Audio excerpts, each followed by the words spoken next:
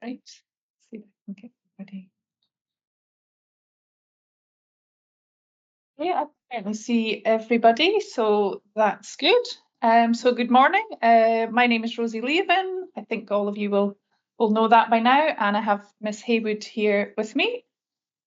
Apologies for the short delay to the start of proceedings. Thank you for bearing with us, and hopefully we won't now have any alarms going off during the session. If they are going off, then it will be for real, and we will have to leave you shortly. Welcome to everybody today who's participating in our additional policy hearing into the Section 36 application for the Shepherd's Rig wind farm near Carsphairn in Dumfries and Galloway.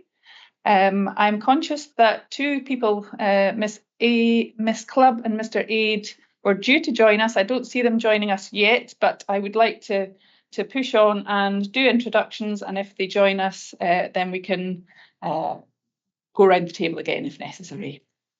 So for the purposes of anyone else tuning in today, could I ask you all just to introduce yourself? You could start with the app. Thank you, ma'am. Good morning. My name is Marcus Trinick. I'm a solicitor of King's Counsel. I'm instructed together. And you'll see on the screen one of the images of the room we're sitting in. Also in the room, David Bell sits to my left, dealing with planning matters, and Amy McDougall of Wright Johnson Mackenzie. Watching from afar virtually is Richard Frost of Infinergy. Thank you, ma'am. Okay, thank you. Can I just say, Mr. Trinick, your audio wasn't 100% clear at the start there, but hopefully it'll settle down. It seems to be okay now. Is that okay? Is that better? Okay now. We'll just keep an eye on that. And the council. Good morning, Ma'am. My name is Douglas Armstrong, and I'm appearing today with Chris McTeer, Senior Planner at Dumfries and Galloway Council. Okay. Mountaineering Scotland. Yeah, good morning, ma'am. Dave Gordon, Mountaineering Scotland. Thank you. Welcome, Mr. Aid. I see you've joined us now. Can you hear us okay? I can hear you. Can you hear me okay? Yes, we can. That's great. Did you hear the introductions from everybody there? I think so, yes. Yeah. And I'm Ben Aids. I'm a Carsphairn Community Councillor and resident living just below Shepherd's Rig proposal site. Okay, thank you. Welcome. And we still don't seem to have Miss Clubb unless she can hear us. No? No, she doesn't seem to be with us at the moment. She may join later. So we will push on. So thank you very much for all the introductions. As those of you who have previously been involved in the process, I'm not going to run through all the usual housekeeping matters, but just to remind you that today's session is being webcast live through our website, and in taking part, you're agreeing to being recorded. The recordings will be available after the session and may be stored and used for training purposes and for keeping historical records. And I hope everyone can hear me as we go along. If there's any problems, please put up a hand, let me know. If anyone wishes the speaker to slow down or pause as we go along, then again, please raise your hand, and myself or Miss Haywood will keep an eye out for that and stop if necessary. I've not planned a break at a particular time this morning, but depending on progress, I will find an appropriate time for a short break in about an hour's time. Mr. Armstrong? Ma'am, could I suggest 11 a.m. because clearly the first Tuesday of the month is fire alarm day, and I'm told that the council building there's going to be a fire alarm going off at 11 here for a minute or so. So if we're going to break, it would certainly be helpful for us if we could have. Fine, we'll try and aim for that then. Thank you.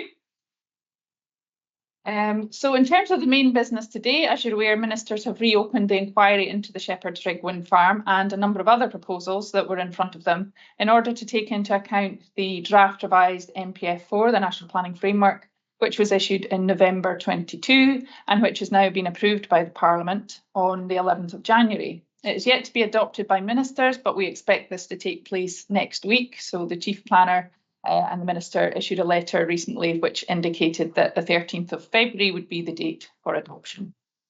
Once NPF4 is adopted, it will take the place of NPF3 and Scottish Planning Policy and will form part of the statutory development plan. Since the draft revised NPF4 was issued, obviously we have also seen the onshore wind policy statement being published and a draft biodiversity strategy. Those were both published in December, followed by a draft energy strategy and just transition plan in January. And thank you very much to the applicant for updating the core documents list to reflect these additional documents. And can I just get a thumbs up that everybody has been able to access these documents and has them available today if we need to look at them? Okay. So we're very grateful for your timely submissions on these policies and statements. We don't intend today to go through your statements in detail or expect you to read them out. The purpose of today is to seek some clarification where we think it's necessary and to investigate in more detail some of the matters raised, particularly where there's a difference of opinion. And we've circulated an agenda, which hopefully you all have to help in that regard.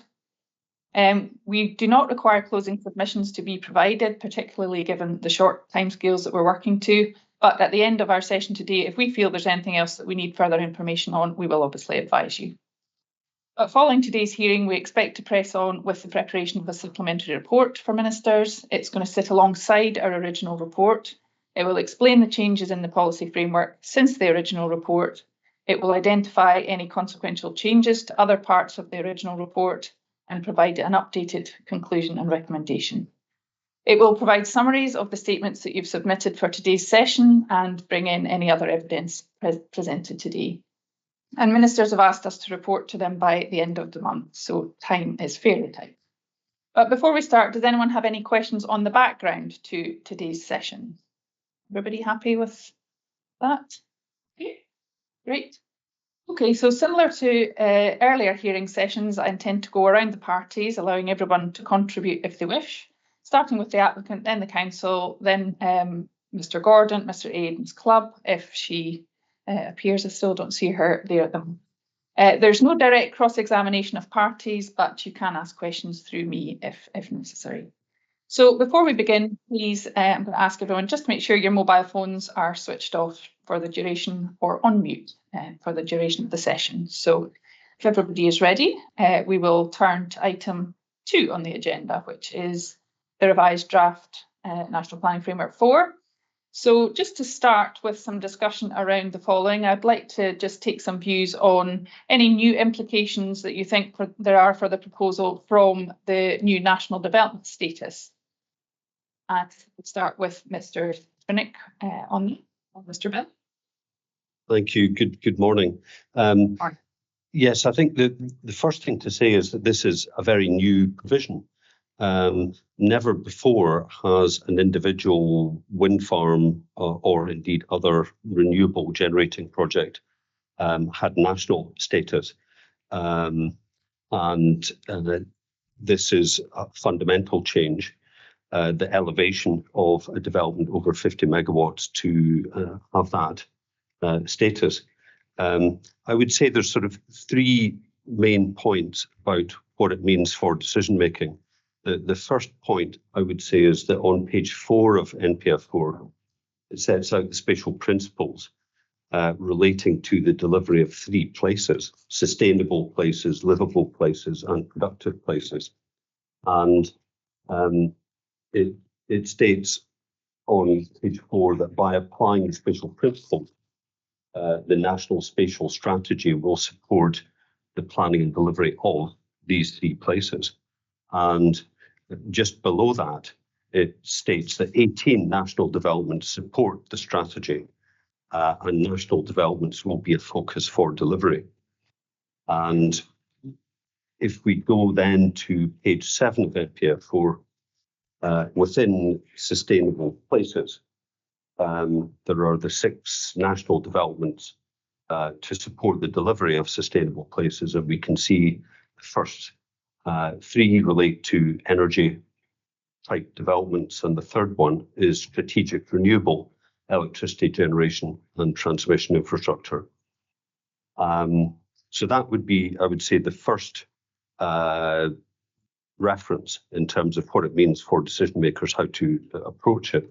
Secondly, going towards the end of the document at page 10,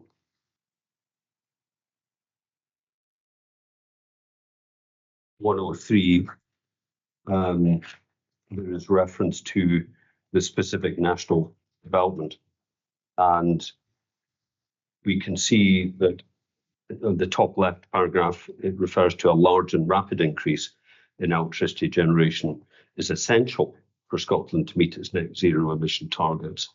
And then further below that, at the bottom of page 103, the reference to need, where it states additional electricity generation from renewables and electricity transmission capacity of scale is fundamental to achieving a net zero economy. And the government's clearly taken a view that projects of scale, namely over 50 megawatts, are important. And this project would deliver 70 megawatts of installed capacity with 6 of battery storage. So that, I would say, would be the second important point. The third point would be, well, how do you approach it in policy terms?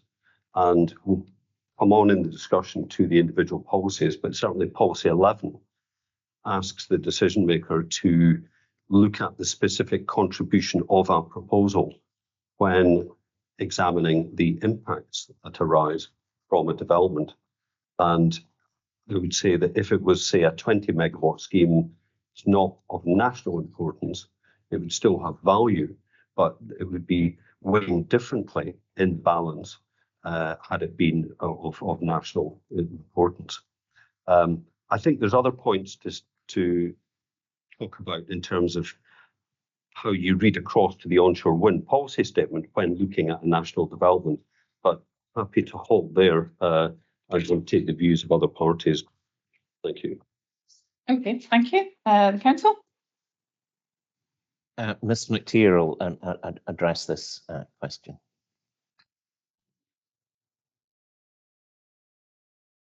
Yep, thank you, ma'am.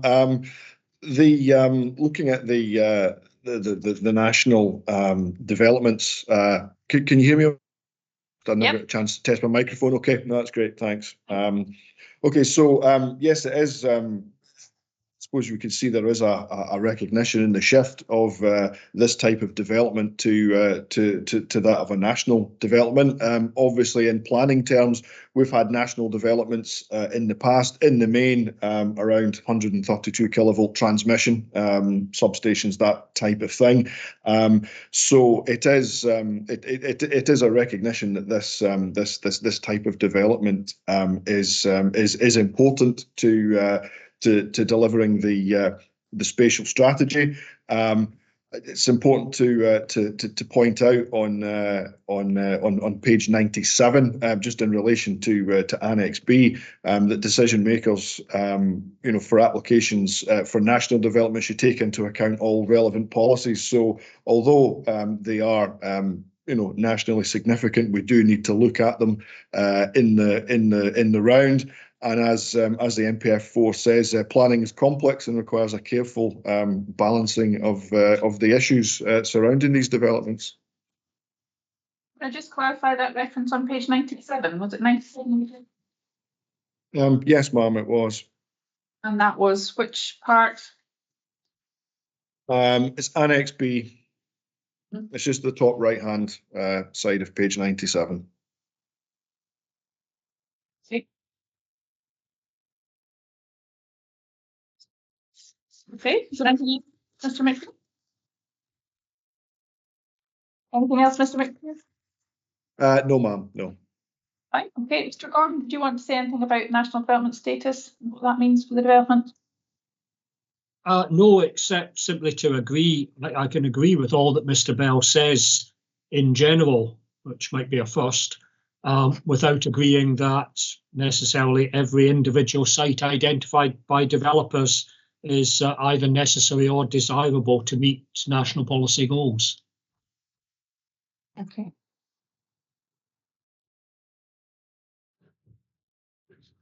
Thank you.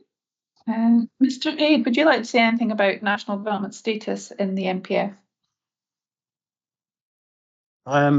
Nothing in particular. No, I would agree with the comments so far, though, and like Dave said, there we can't go with every development because there's a lot in planning at the moment, So if we went with everyone, it would just obviously wouldn't work. Okay. Thank you. Okay, so if we could turn on to item 2B, which is getting into discussion around the policies that are most relevant to the proposal. The applicant has identified 3 key policies among a list of 7 relevant policies. So the key policies the applicant has identified are policies 1, 4 and 11. And the council has identified a slightly different and longer list of relevant policies, adding in policy 2, policy 13, policy 22, 29, 30, 33, and then omitting policy 7 on historic assets. So having considered each other's statements, do you have any further comments on which policies are directly relevant to the proposal? And I'll ask the council first, I think, whether it agrees that policies 1, 4 and 11 are key to the proposal. And also, I think at this point, I'll ask the council to comment on the relevance of policy 30 on tourism and whether you think it relates to tourism development or to all development. So if I could ask the council first on these matters, which are the key policies, and then to say a little bit about policy 30. Is that Mr. McTeer or? Yeah. Apologies, my laptop's been a little bit slow to mute and unmute my microphone. Take your time. Yep. I mean, what we've included in the draft in the hearing statement at 2.11 is a list of all the policies that we would have added on to any report that we were compiling for members of the Planning Applications Committee and as part of our assessment. Similarly to my original report, we do include all the policies that are relevant, but they're not necessarily a lot of issues surrounding them. So we missed out policy 7 to do with the historic environment for that one. It's something that we do consider on a sort of project by project basis. But if the council archaeologist had come back and said, well, I've got no problems with this, it's addressed. Those issues are addressed satisfactorily in the EIA or in the submission of information as it comes in. So a lot of the policies that we listed at 2.11 have that same.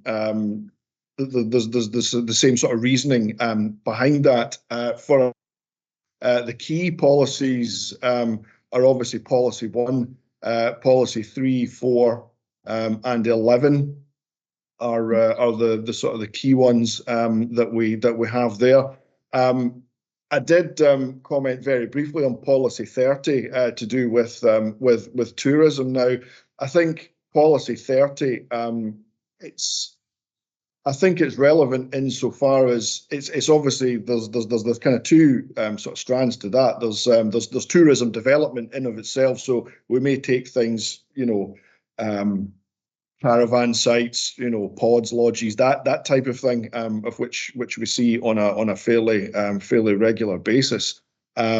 We have sort of looked at it from the point of view it's wider intent is to encourage tourism development, but we kind of feel that the sort of the landscape kind of sits part and parcel in our country for tourist related visits. So we think that there is some significance of policy 30.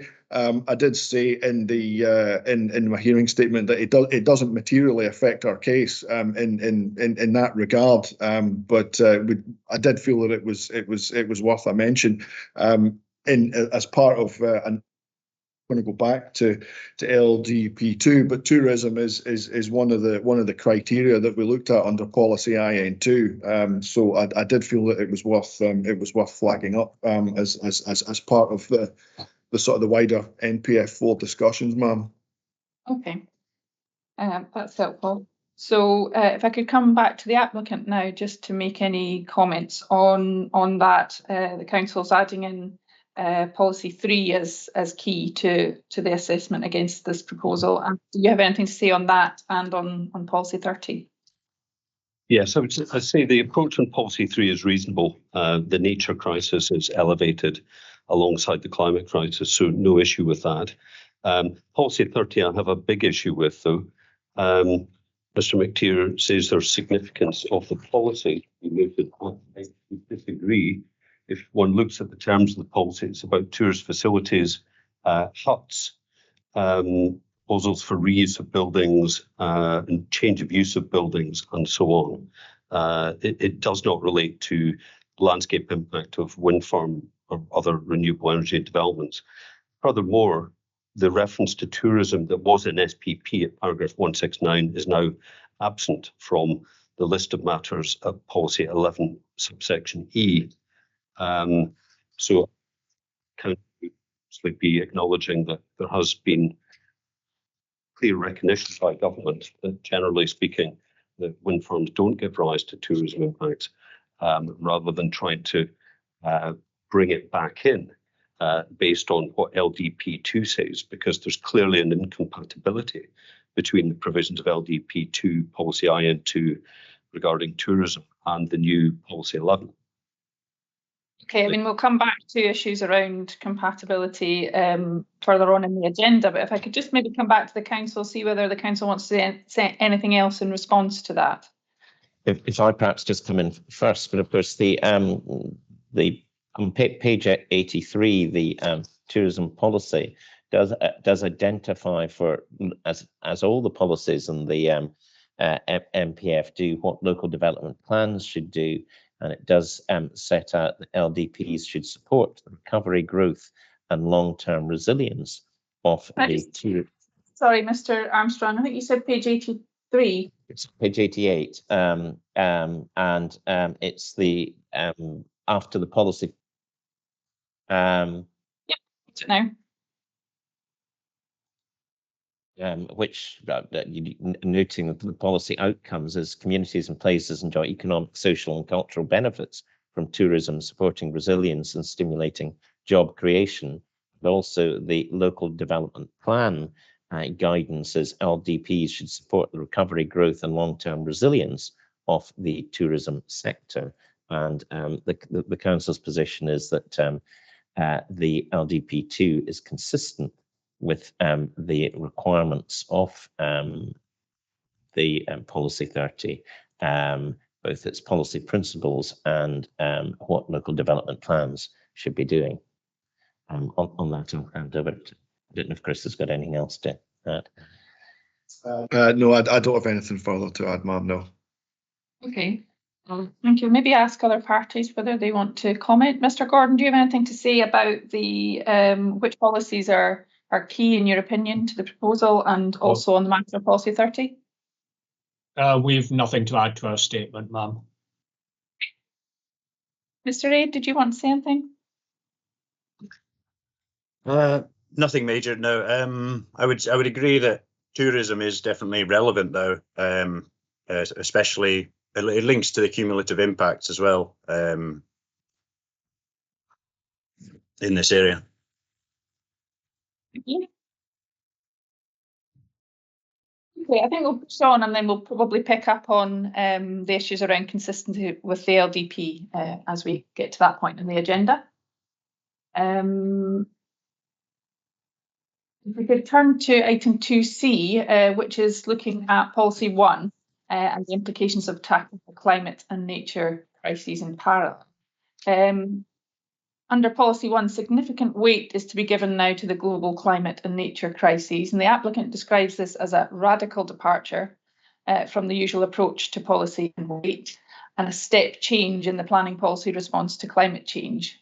So I'm wondering if the other parties agree that this is a radical departure, and if so, what that means for our assessment of the proposal. So perhaps again, starting with the council in response to what the applicant has said. Mr. Armstrong?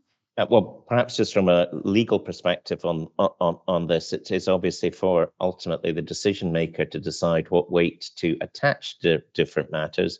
This is giving guidance in what is considered where weight should go, but ultimately the decision maker has got to decide what weight should be given to policy one when considering weight, and then going on to consider what is set out in the policy. And Mr. McTeer will come on to look at this, but the council very much look upon this as the overarching policy of the NPF, just as the LDP has overarching policies, and that it feeds into all the other policies, which of course have been drafted having regard to the global climate and nature crisis. So this policy one feeds through all the policies of the NPF, and that's why we're told in numerous places in the NPF we've got to look at the whole suite of policies when we're considering proposals. And with that introduction, I'll pass over to Mr. here. Okay, thank you. And if Mr. Keir could comment on whether you think it is a radical departure. Yes, ma'am. I don't have a great deal to add to what Mr. Armstrong's already said. We are looking at climate and nature as the sort of twin pillars of that all sort of development proposals are built on. Noting that it is up to the individual maker as to where to attribute weight, but certainly it's a clear indication of where the weight should lie. In terms of assessment of proposals, at the bottom of page 36, it is the key policy connections are to all other policies in NPF4, which we leads us to the sort of the opinion that it is very much an overarching policy. It links in with policy 3B or policy 3, as I know we're going to come on to that one. And it does represent a shift, particularly when we're looking at the sort of the nature crisis.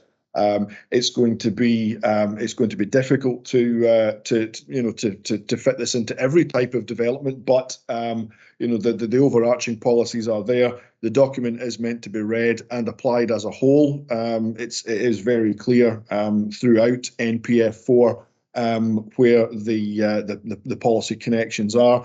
Policy 2, again, the key policy connections are to all other policies, and that's the climate mitigation. Also, without straying too far into other noted policies, I think I'll just leave it at that just now. Okay, thank you. Mr. Bell, do you want to add anything? Yes, I think it's a fair point to talk about it as overarching and how it feeds into other policies and cross-cuts. I wouldn't disagree with that.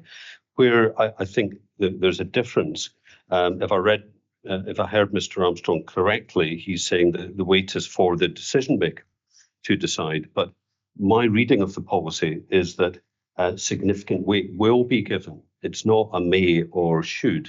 It is a specific term that means for the decision maker, there's direction to give weight to that matter. And that weight may differ insofar as the outcome of a development is concerned. So, for example, if it was a large industrial development that gave rise to emissions with a lot of transport-related effects and so on, then in giving significant weight to the climate emergency, it may be that development is giving rise to considerable harm that has to be weighed. But for a renewable energy development, it matches up with the policy intent to encourage, promote, facilitate development that addresses the global climate emergency. We know that from the statement of need. So in calling it a radical departure from the usual approach, I think it is because we get this direction to the decision maker, not just here, but also in policy 11, where there's reference to giving significant weight will be placed on the contribution. And I don't think we've had that before, certainly in NPF3 or in SPP. Thank you. Could I just add to that, ma'am, if I may, Marcus Trinick here, that Mr. Armstrong is right at the broadest level, of course, that there are we have to have regard to all material considerations. And in that sense, it's for the decision maker to give appropriate weight to different considerations. And also, I note, of course, we are in a Section 36 context, therefore, Section 25 of the Act, Primacy and Development Plan, doesn't apply here. But what I don't think we should lose sight of is NPF4 is so recent. It's part of the development plan, a national element of the development plan for the first time. It directly advises on onshore wind in the terms it does. And the document as a whole should be given substantial weight in the decision-making process. And I agree with Mr. Bell that since we are here today not to look at all material considerations as such, not at the overall balance, but at NPF4, NPF4 does direct decision makers to give significant weight to the twin crises. Thank you, ma'am. Okay, Mr. Armstrong, do you want to respond? Yes, I don't think there's terribly much between us on this. Obviously, a decision maker has got to consider, first of all, the relevancy of the policy. And if it is a relevant policy, then the decision maker will attach, obviously, weight to that. It then goes on, you then go on to consider what the policy sets out, and that sets out that significant weight will be given to the global climate and nature crisis. And as Mr. McTeer has set out, we view policy one as the overarching policy that a decision maker should have regard to when considering all the policies, but it should also be borne in mind that the policies of the NPF are drafted in such a way as to give significant weight to the global climate and nature crisis. So there is consistency throughout document. At least that is the intention of the document. Okay, thank you for that. Any of the other parties want to comment? Mr. Gordon? No. Mr. Aid? No. Nothing to add on this one. No. Okay, I think that's all we need on that. If we could move on to item D, which is looking at policy 3B and the need to enhance biodiversity. I think we've established from the earlier discussion that the applicant is happy to see policy 3 as a key policy here. And if we look at the wording of policy 3, it introduces the need for proposals to conserve, restore and enhance biodiversity. Policy 3B4, item 4, specifically states that significant biodiversity enhancements are to be provided, not just mitigation. So taking these issues into account alongside the proposed measures that have been set out in the EIA reports, I wonder if the applicant could say a little bit more about what are the implications for the proposal, and also particularly in paragraph 2.9.5 of the applicant's statement, you suggest that biodiversity enhancement can be offered on approximately 47 hectares of the site, and that this could be addressed via planning conditions. If you could just clarify that, whether that's on the basis of what's currently proposed and current conditions or something additional. So if I could ask Mr. Trinick or Mr. Bell to speak on that matter. Thank you, yes. Yes, policy 3 is new and a new approach to biodiversity, and it comes without any guidance. It may be that the transitional guidance helps deal with this. We do get some insight from the explanatory report that goes alongside NPF4 that explains that NatureScot is working on a biodiversity metric and tool for use in Scotland, but it's still at an early stage.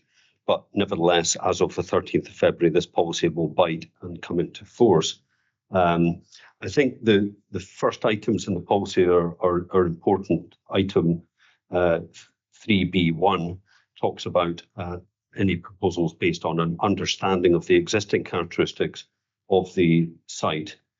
Secondly, wherever feasible, nature-based solutions have been integrated. And then the third element is an assessment of potential negative effects, which have been fully mitigated. That has been addressed in the EIA report.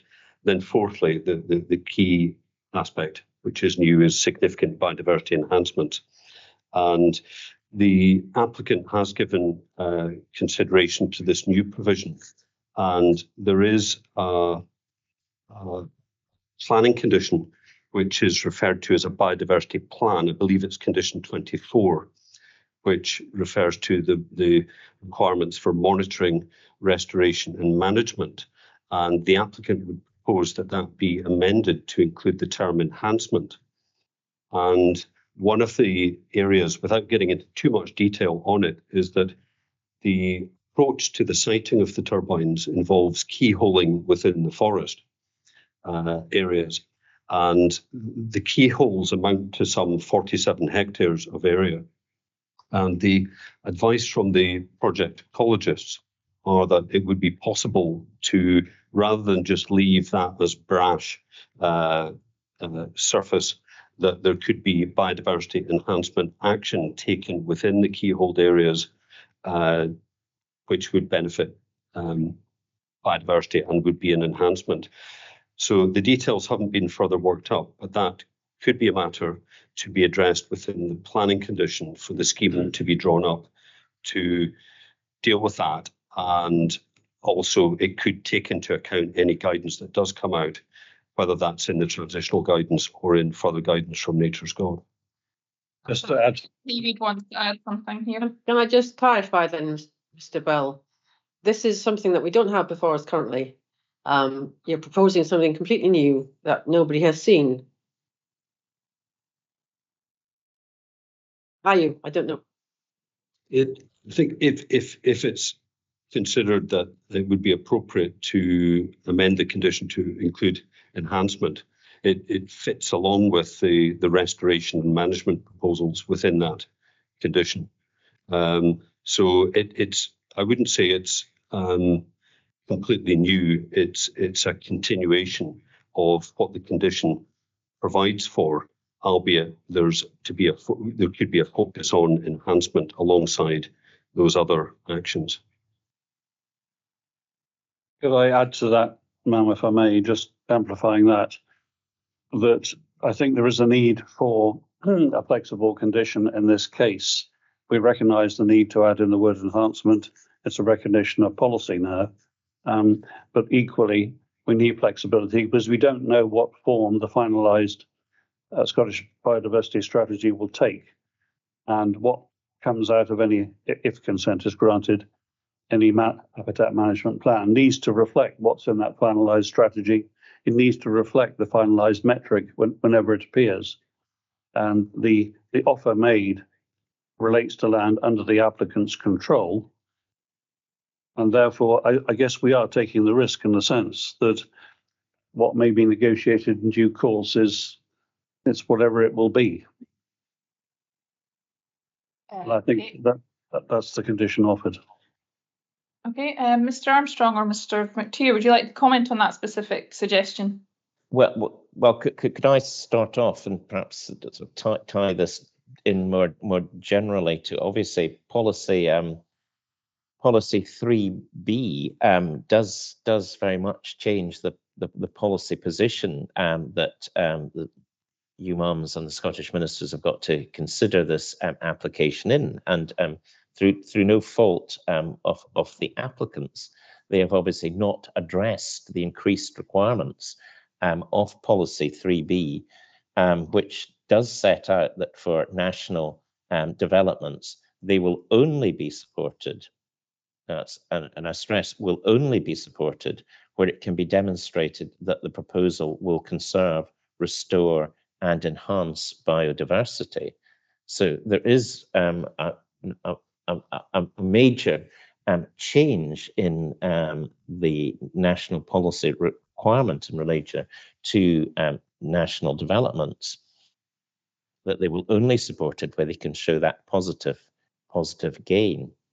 So I appreciate that it is a changed position for the applicants who have obviously their evidence on biodiversity has not been addressing that higher target. Okay. With that introduction on that point, if I could hand over to Mr. McTeer, just specifically in relation to the change to condition. Yes, ma'am. Just to reiterate what Mr. Armstrong said, as you know, as decision makers, and I think my camera's frozen. It's oh no, I'm back. It does represent quite a change in biodiversity, and that is in recognition of Policy One's stated aim of working with and working to address the nature crisis. In the past, where developments only needed to demonstrate that there was no significant impacts, on the sort of the landscape or on biodiversity. Now there is this shift where proposals have to conserve and restore and enhance. So it changes the bar in terms of decision making in that regard. In terms of the condition for this, we understand that there needs to be a degree of flexibility with that, the changes to include enhancement, as long as it was as long as the wording was agreed between both parties, then I wouldn't have a great issue with that. It is quite a reasonable change to make, given the policy circumstances have moved quite a bit since the consultation first came in. Okay, that's helpful. Mr. Trinick, do you want to add? Just to add a reference to that the transitional phase that we're in is actually acknowledged in this specific context in the OWPS at paragraphs 353, 354, and I guess also 357. It speaks about the development of the metric and the finalisation of the strategy, and it underpins the need for flexibility in the application of policy for this transitional scheme. Thank you. Okay, hold a second. I'll just wait to get that reference up.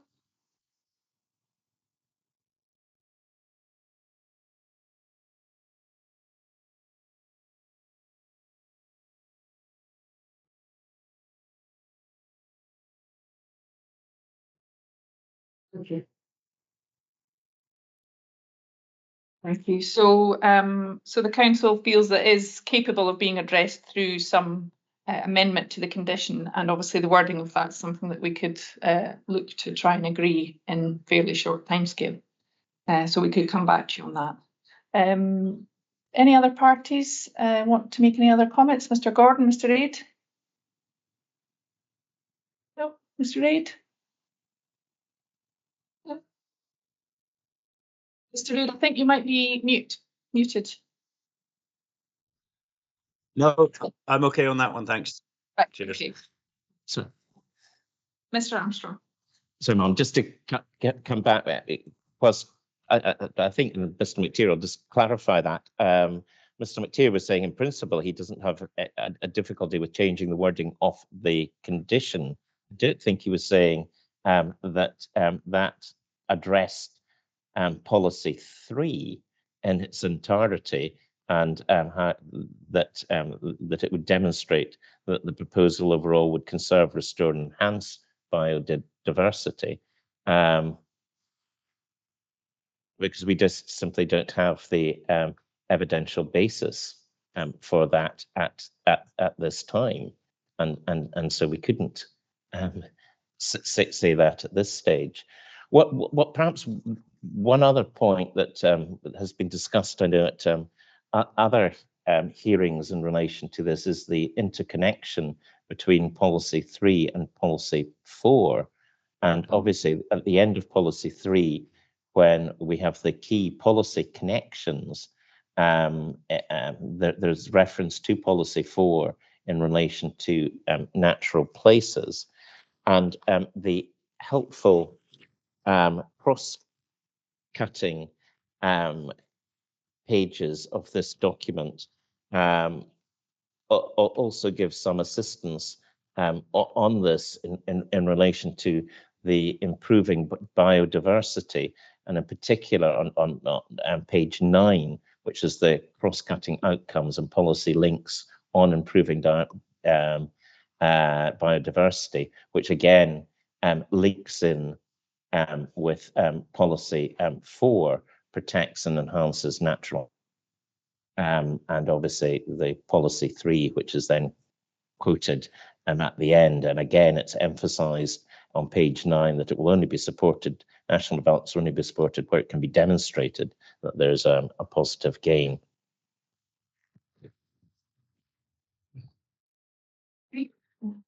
I wonder if I could just respond to that. I think there are clearly cross-cutting links amongst the policies. Policy 4 deals with 2 topics: landscape and nature, landscape designation and nature conservation sites. There clearly will be a link with nature conservation sites such as European sites, SACs, SPAs, SSIs. That is accepted, but it's not accepted that there is such a direct link to landscape designations. That is what Mr. Armstrong is suggesting there. Thank you. Just to add to that, ma'am, that we're at the stage in this inquiry we're at when we know the case for the council. There's been no evidence before you on biodiversity concerns from the council. While I respect their right, and that's why we're here to talk about policy, it remains that there is no evidence before the council on biodiversity concerns. Could I just interrupt a second and just get the council to clarify the position, really? Is it your position, Mr. Armstrong, Mr. McTeer, that, as Mr. Trigg just said, your case isn't based on any objection in relation to biodiversity or the impact on that? But what you're now responding to is the new policy position in NPF4, which says that national developments have to enhance biodiversity, and you're saying you don't have the evidence to say whether or not it enhances it. Is that your position? Yes, ma'am, that's absolutely correct. That's a position. We're not in any way changing or introducing an argument that in relation to biodiversity. We're just saying that the requirement now of the policy is that there's got to be a positive benefit, and we don't have the evidential. There hasn't been that assessment carried out, and we don't have that for this hearing. Okay, thank you. I'm sorry to come back on that, but as I say, we are where we are in the process, and we have responded to policy 3 in this hearing session via a suggested planning condition. That's all we can do at this stage. It's far too late to start to bring further evidence on the topic. Yeah, I think we understand where the parties' positions are on this. Thank you. Okay, anything else to say about policy 3 before we move on? We might have time. Yeah. Carry on. I would just add, I've got various notes, but they're a bit all complicated. But I can't see any way that this proposal would enhance biodiversity or benefit nature in any way whatsoever. It's the only way they could do that is by not developing the site and leaving it to nature. I walk up there all the time. It's full of wildlife. It's a lovely place. I can't quite understand how it could enhance the area. Okay, thank you, Mr. Reid. I'd like to try and quickly move on to item E before we hopefully take a short break at 11. And this was just around really item 4D. Policy 4 is seen as a key policy, that's agreed. Mr. Gordon suggests that the government, however, whether in NPF4 or otherwise, doesn't have a policy on landscape as a public good in its own right, and that there is scant regard paid to protection of our stunning landscapes, as he quotes in NPF4. So I just wondered whether others agreed about this position about a lack of policy on landscape as a public good in its own right, and does that affect our consideration of the proposal in any way? Mr. Trinick or Mr. Bell? I think the public interest is recognised through the new planning policy approach, in that There is a high degree of landscape protection for national designations set out in Policy 11.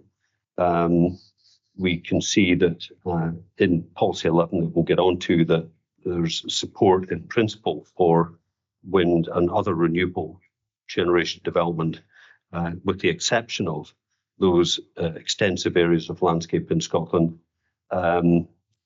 Furthermore, in Policy 4,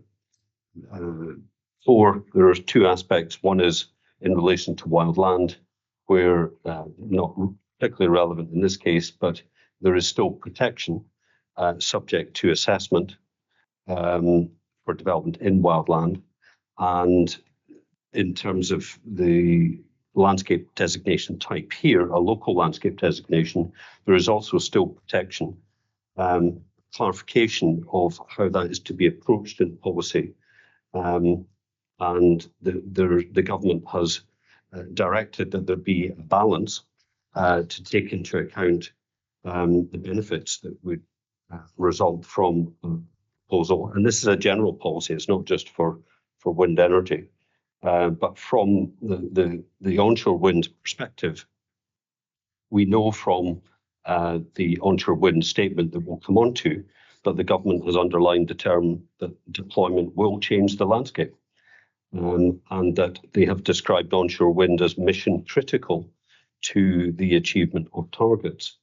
We've been over the national development approach. So I think the protection of landscape is there in policy, but it needs to be viewed from the perspective of what the government wants to achieve in terms of net zero and the further and faster deployment, as they call it, of onshore wind. Thank you. Okay, Mr. Armstrong or Mr. McTeer, do you want to add anything?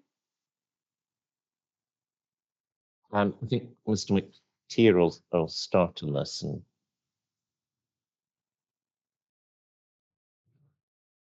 all right, just a little bit slow on unmuting there. I think in terms of the landscape, NPF4, I think it gives more emphasis on protection of the landscape.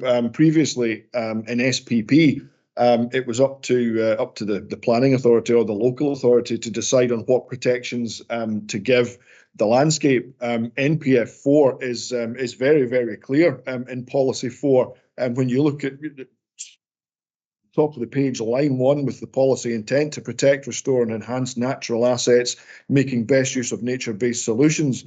The guidance for local development plans is quite clear. LDPs will identify and protect locally, regionally, nationally and internationally important natural assets on land and along coasts. And it really doesn't get much clearer than that. There is a change. There is clear guidance there as to what is required of local authorities in sort of identifying landscape areas. Looking at the national strategy on page 7, where it talks about meeting our climate ambition. The sort of the last sentence in there, so it's the top left of the page, means ensuring the right development happens in the right place. That includes, you know, expansion of renewable energy generation. But you know, the national strategy is quite clear in that we're looking to have the right development in the right place, but also to identify where the shapes are that need to be protected. That's great. I think I might just stop at this point, and then I'll come back after a short break and we'll allow Mr. Gordon to kind of comment on what he's heard from the parties there.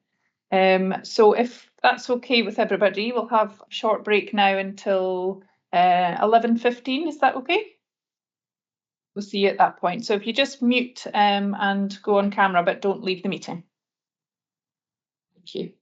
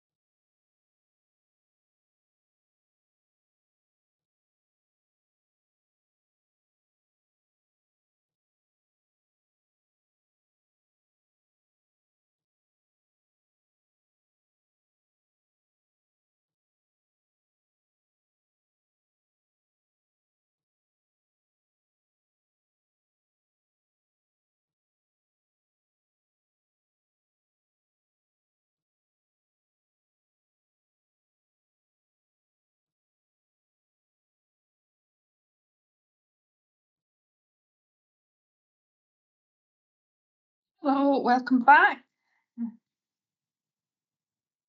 Wait for everybody to come back on.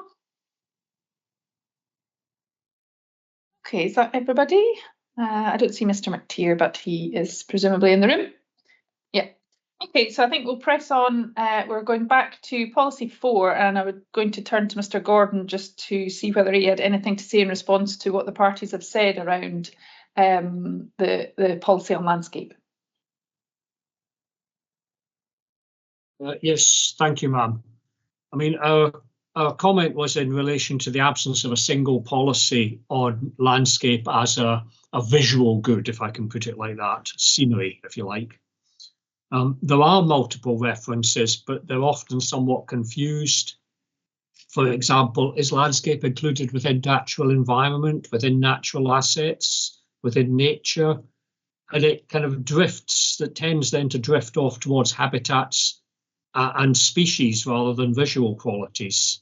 And I suppose what we should have done in paragraph 15 was to reference that what we were doing was drawing the contrast with the very clear policy on energy development in policy 11.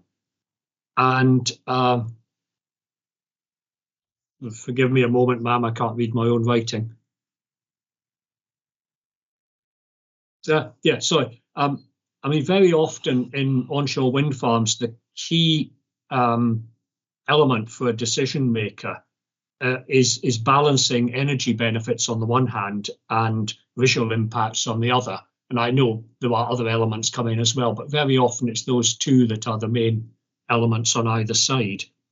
And in NPF4, we've got a very strong and clear statement in relation to energy, which is one side of that balance, but a much more fragmented and often rather unclear statement for the landscape visual qualities that are the other side of the balance. And that, I think, was the point we were trying to make in paragraph 15. Thank you. I understand your point. Thank you. Mr. Reid, did you want to add anything? I'd agree with Chris on it's all about the kind of right development in the right place. Obviously, there has to be more onshore wind along with all sorts of other renewable energy. That's kind of the way forward, but we have to be very careful where it's positioned. In regards to landscape, the Shepherd's Rig site the turbines would skyline over the Cairnsmore of Carsphairn, which is the landmark of the area. Really, it's a Corbett, which is it's very close to a mountain. People travel far and wide to walk this mountain. And it seems crazy that they would stick up over the Cairnsmore. So I think this particular proposal is out of place with the landscape. Okay. Thank you, Mr. Reid. Okay, unless there's anything else anyone wanted to say on policy 4, Mr. Armstrong. Mom, I assume we're going to do, and we'll save this for the next bit, the contrast with NE2 and policy 4D. And obviously, Mr. McTeer has already referenced, I think, the specific reference paragraphs 196 and 197, which was the previous advice in relation to local landscape areas, which very much left it up to the LDPs to decide what the protection should be. But now we've got heightened protection and in the NPF. I assume that we're going to deal with that in our section 3. So I'm happy to leave it till then. That until we discuss the LDP consistency. Mr. Trinick? I think you were going to call in Mr. Bowell to speak about policy 4 as well. He hasn't done so yet. I'm sorry. Yes, Mr. Bell. It was just really to respond to some points Mr. McTeer made, and I know we're coming on to the detail of policy 4D. I will leave that, but insofar as the contention may be, as I read it, that there's more protection of the landscape in a general sense by reference to the policy intent and outcomes of policy 4 in NPF4. When I would say that when one looks at what NPF what SPP said. For example, paragraph 193, the natural environment forms a foundation of the spatial strategy. In NPF4, the environment is a valued national asset. It goes on to talk about safeguarding and enhancing the character and quality of landscape. I think it's not that dissimilar, the new policy, to what we had in SPP. And the area that Mr. McTeer focused on in terms of LDPs, protecting locally, regionally, and nationally important natural assets on land and along coasts, that's very similar to the provision for development plans at paragraph 196 of SPP. We would say the focus should not be on signposting for future LDPs that have yet to be written. The focus should be on the substance of the policy, which I think we're going on to look at. Thank you. Okay, thank you. So I was going to move on to policy 11, and then we will obviously come back to the consistency with the LDP policies in due course, if that's okay. So policy 11. Sorry, ma'am. There is one point to make on policy 4. I think ask Mr. Bell to look at, could you hang on, deal with that under interview? Sorry, I've anticipated we're going to come back to that under the LDP. My fault. Yeah, it's okay. So policy 11, particularly 11E, obviously, and what is taken to mean by the specific wording in E of addressed and the use in E2 of the words applied and generally. So obviously policy 11 on energy is a key area that we're going to focus on. Thanks for your comments on that. So in terms of policy E, what do you think is meant by these words? To what extent do issues need to be resolved? Could there still be significant effects in relation to some of these matters for the matter to have been addressed? So perhaps we'll deal with that first, and then we'll turn on to your comments on E item 2. So if we could talk about the first one in terms of what you think the wording of addressed means. Mr. Bell? Thank you, yes. I view that as being that the input a development would give rise to need to be addressed, examined by an applicant in its supporting information that comes forward.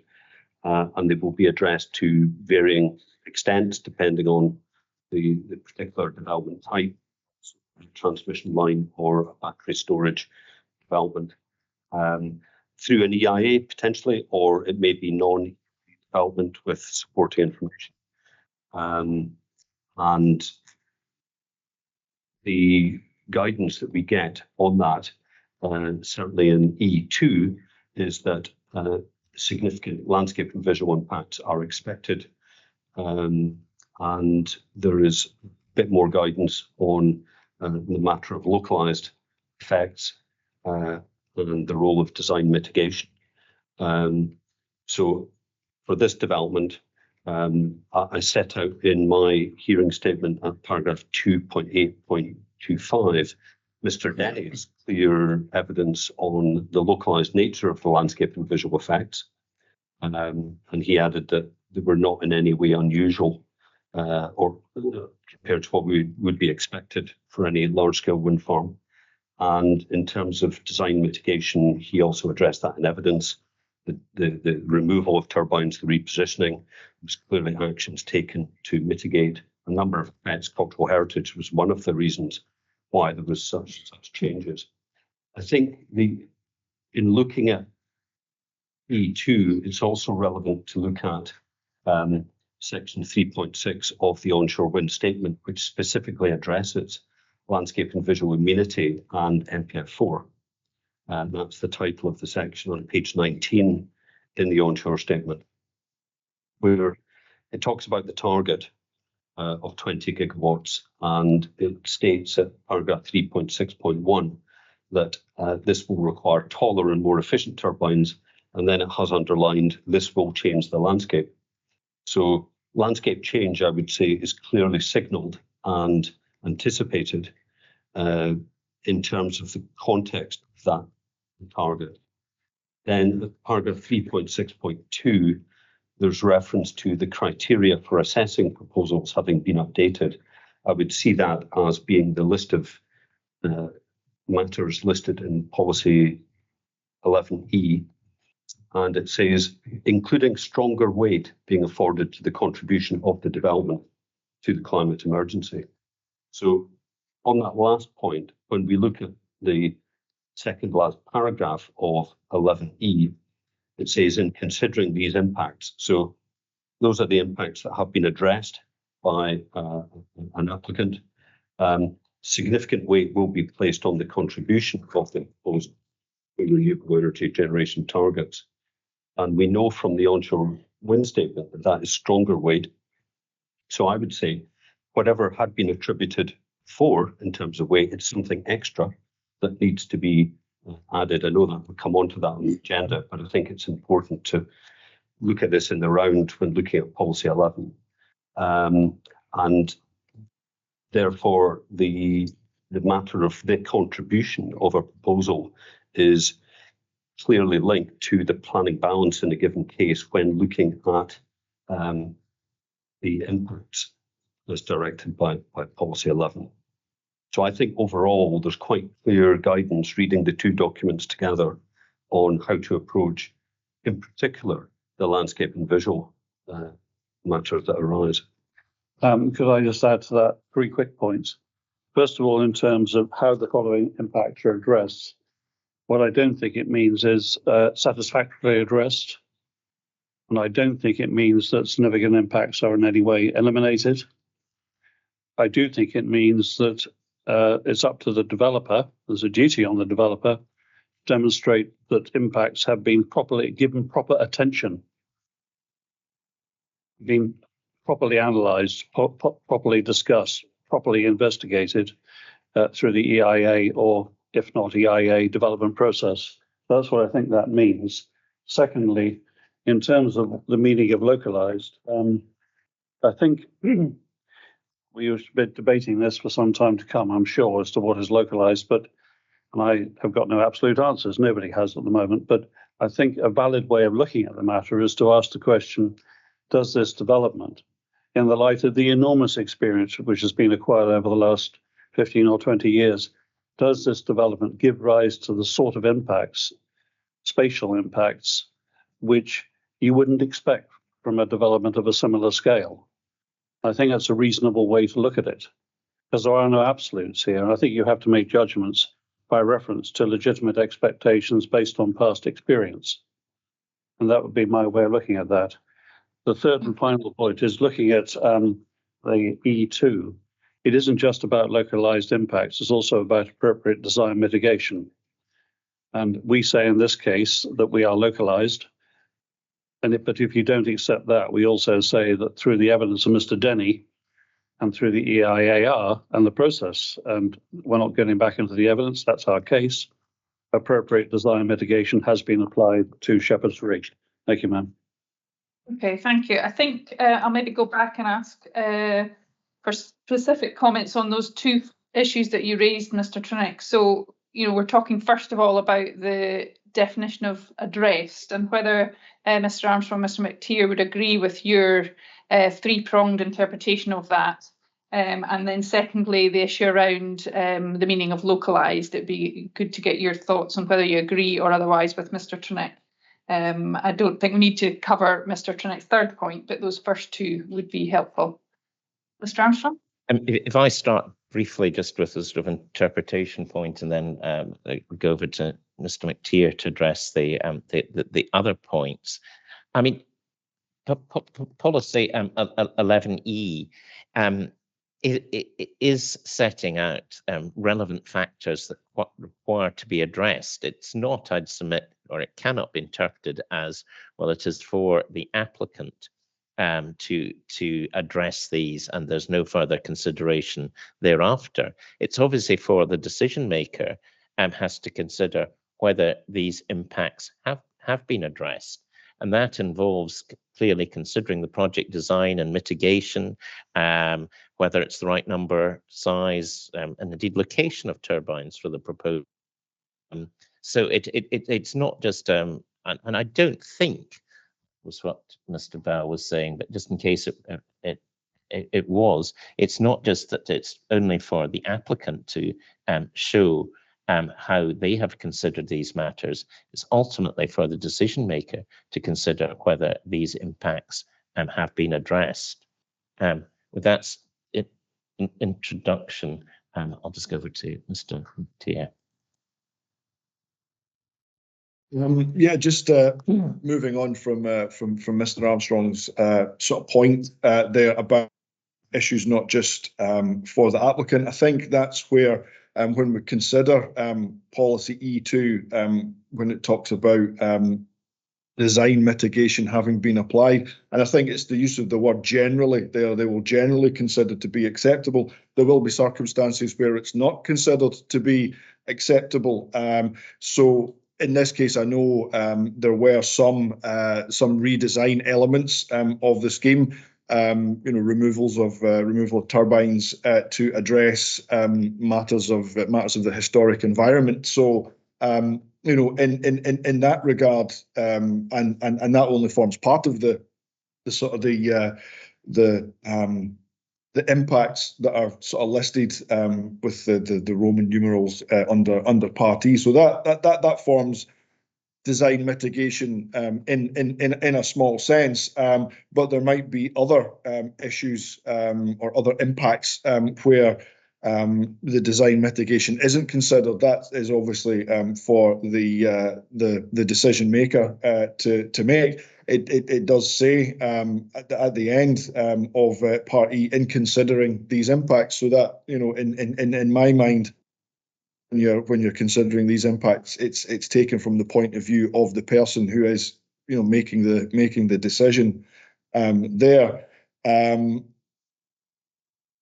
think looking at landscape and visual impacts, it is clear, and we've got our evidence, which we've already gone over in terms of what we consider the impacts on the landscape to be. One thing that is clear from NPF4 and in the onshore wind policy statement, and it is quite clear now that we have to accept that there will be some changes to the landscape, and it's I think you would need to be quite blinkered in your view to think that that's not going to happen now. That's the world that we live in at the moment for that. I think that's pretty much all I've got on that one just now. I'll unless there's something you want clarification on.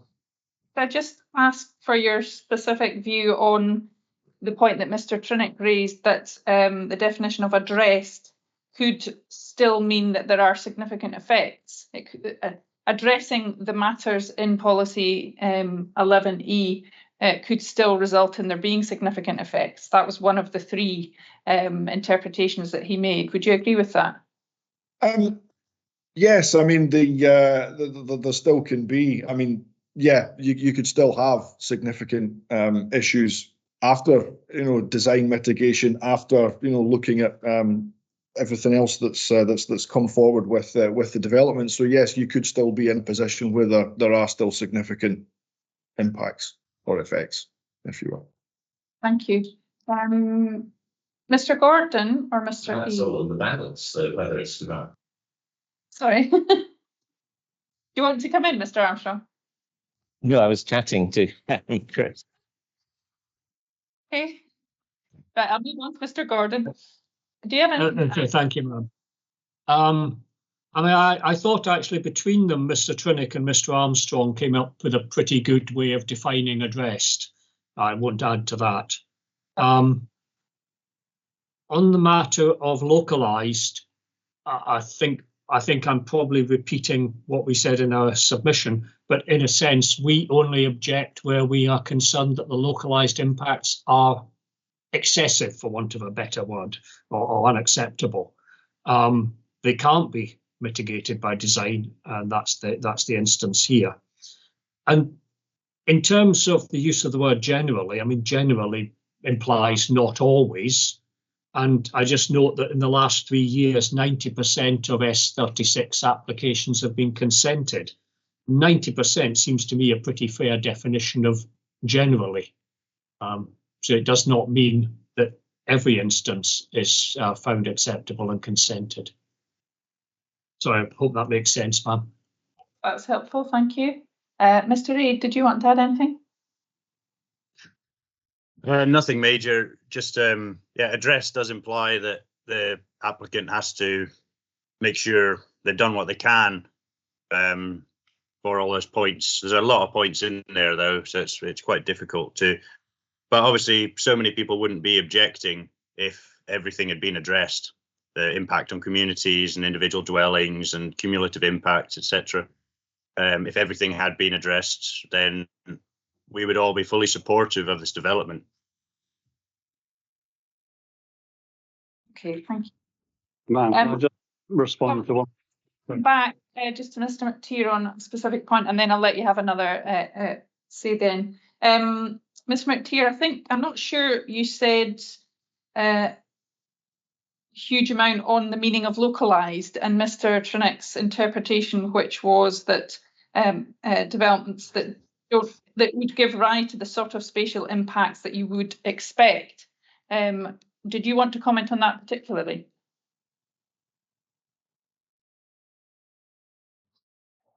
I think if I could start on that. Obviously, the council's position and Dr. Swale's evidence was that this was a strategic location which had strategic effects, and you know, as in most wind farm proposals, there's a discussion of whether the proposals are localized, and indeed, I seem to recollect that we had that discussion at the inquiry session in relation to landscape here. When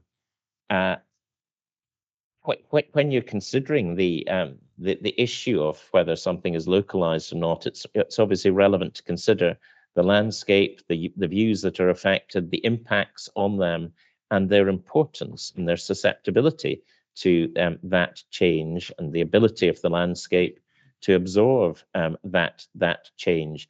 These are all factors I would suggest that are relevant, remain relevant considerations when considering the issue of whether it's a localized effect or not. But the council's prime position on this is that it's obviously there's strategic effects here, and that was Dr. Swale's evidence in relation to that. It's obviously also ultimately up to the decision maker to decide, having regard to all these factors, what is localized, how to define localized. Okay, thank you. Mr. Trinick, did you want to come back on anything? Only at one point, ma'am. We're all swimming in slightly unfamiliar territory, so I think only one point. If Mr. Armstrong and I are not apart, I've misheard him and I apologise. But I think that at the beginning of E, it is a duty on the developer. It says project design and mitigation will demonstrate. So I think that duty is on the developer to bring forward appropriate information to show that certain matters as listed have been addressed. Not satisfactorily, not so as to eliminate significant effects, but addressed. The decision on the decision maker comes in the second last paragraph of 11E. In considering these impacts, significant weight, etc. That's the decision maker's duty under 11E. But the initial duty is to enable impacts to be properly addressed by the decision maker by providing appropriate information. Thank you. Okay, thank you.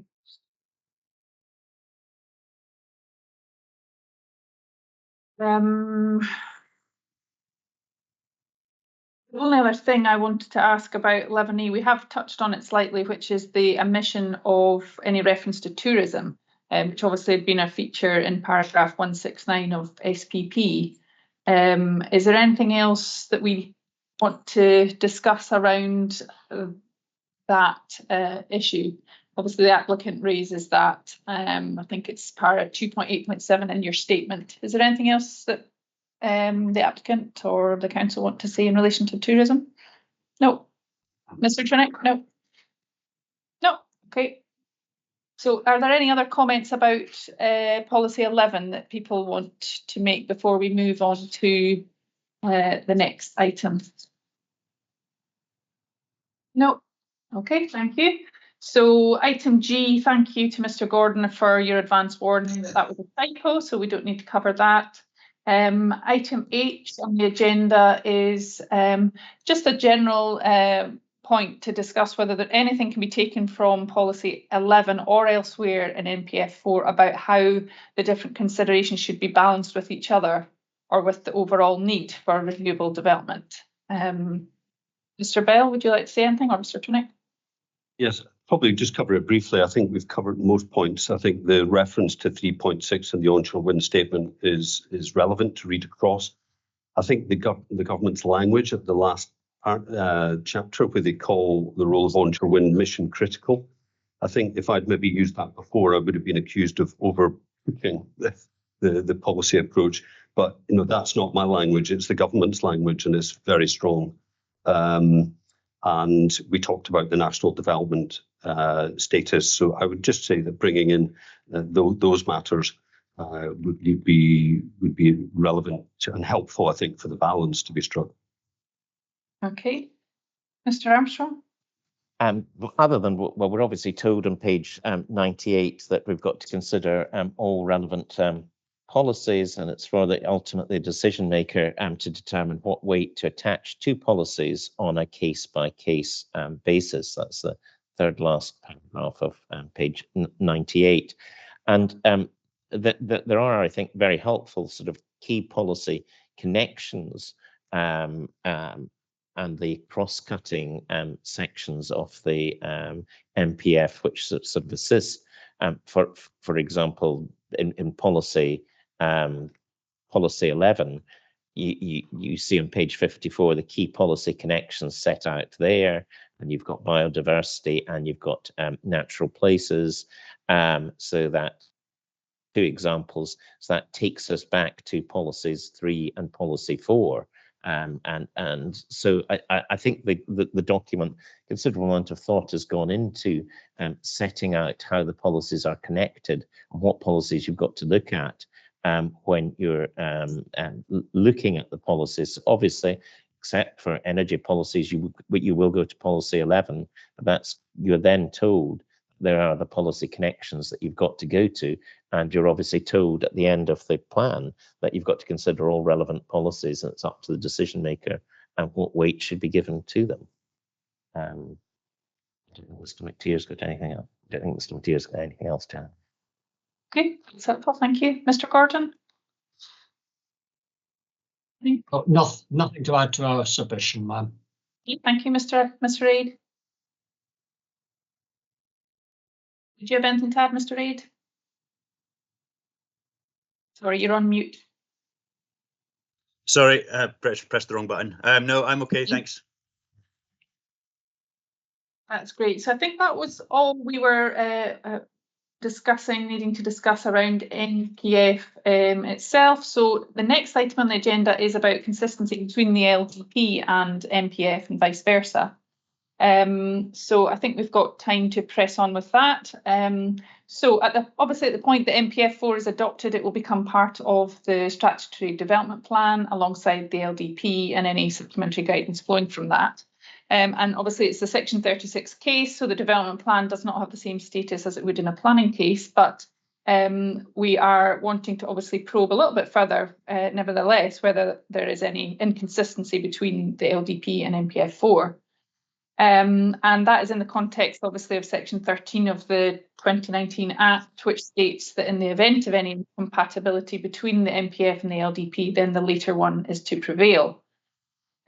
So first of all, subject to the discussion that we're obviously going to get into on the detail, is there a general agreement that the LDP policies are still generally relevant to our assessment of the proposal? And do the parties agree that the wind farm landscape capacity study is still relevant also? So could Mr. Trinick or Mr. Bell begin? I think the the LDP is still a relevant consideration as part of the development plan in the case. But you're absolutely right in terms of the requirement to look at whether there's any incompatibility between the LDP and the new NPF4. In terms of the capacity study, yes, it is a consideration, but that needs to be looked at in terms of two matters. One of them is the advice from Nature Scott on the move to landscape sensitivity appraisals that was canvassed during the landscape evidence, and secondly, the new reference within I think it's NPF4 onshore wind statement. I'll need to just get the exact reference, but it gives the government's view on the documents now. It wasn't on your agenda specifically, so I don't have the exact reference, but you can come back. Mr. Armstrong.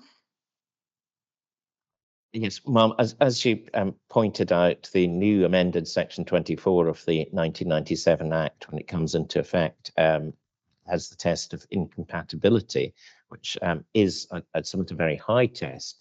If one thinks of it as it's so different in nature as to be incapable of coexisting. And I submit that certainly as far as all the relevant policies that we have been considering in relation to this application,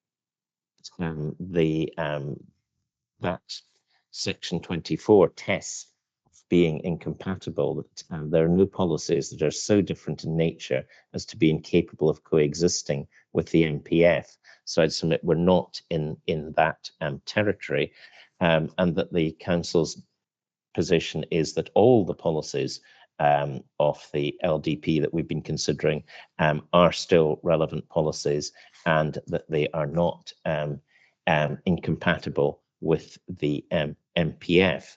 And we're obviously going to come on to specifics, and our position is that in relation to one key policy, the NPF Act goes further and provides greater protection than the LDP to local landscape areas. But on your general point, we're saying all the policies are obviously still relevant. And presumably the landscape capacity study. Yes, ma'am. Okay, so we will come on to the detail in a moment, but Mr. Gordon, do you have any comments on this? I have no comments on this section of the agenda at all, ma'am. Right, okay, thank you. Mr. Reid? Not myself either, no comment. Okay, that's fine, thank you. So looking at item 3A then, I think before we look at policy NE2, I would just like to briefly look at policies IN1 and IN2. And obviously the Council considers that these policies are generally consistent with NPF4 in terms of policy 11. And so I just want to ask whether the other parties, or it will be the applicant in this case, whether you have any other comments on that. And similarly, we could just have a quick reference to policies OP1 and OP2. Mr. Trinick or Mr. Bell? Thank you. Yes, I think in terms of IN1 and IN2, there's no significant difference in terms of the topics that are listed for consideration, apart from IN1 requires tourism impact, and that's clearly different to policy 11 that we talked about. And the other difference, the one I flagged up in my hearing statement, was that there's no direct reference to the amount of weight to be applied to the benefits. That is left to the decision maker in terms of the LDP, but it's not left to the discretion of the decision maker in policy 11 in NPF4. Ma'am, I want to add to that, but I think if I may leave, if you can note down that I have some general comments when we get to the end of your 3B on the general question of consistency. Right. Okay, that's fine. We'll come back to that.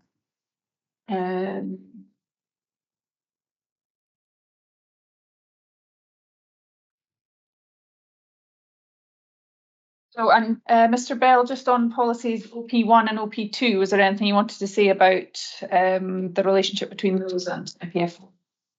Well, I think I haven't really examined those in detail for the session, but my recollection is that they are overarching policies that are of fairly limited relevance, given we've got land use specific policy in terms of IN2 and policy 11.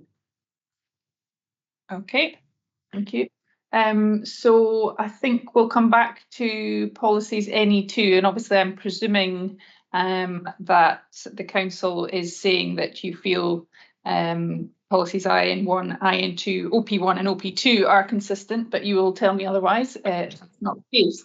So could we come on to policy NE2, Mr. Armstrong?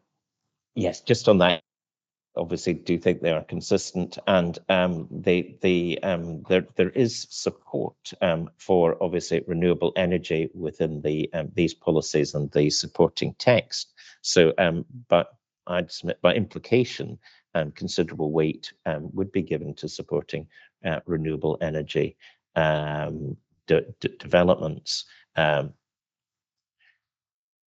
In relation to policy NE2, if I perhaps start in relation to that, and it might be handy also to have policy 4 to hand from the NPF. NE2, as we've seen before, sets out that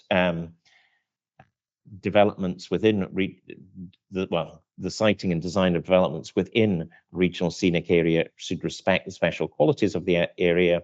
Developments within or which affect the regional scenic area may be supported where the council is satisfied that, and there's 2 factors set out there. And policy 4 now gives specific national policy guidance that that development will only be supported where development will not have significant adverse effect on the integrity of the area for which it has been identified, or that any significant adverse effects on the integrity of the area clearly outweighed by social, environmental, economic benefits of at least local importance. And Mr. McTeer will go into this in greater detail, but the council sees this as providing greater support for protecting local landscape areas here, RSAs.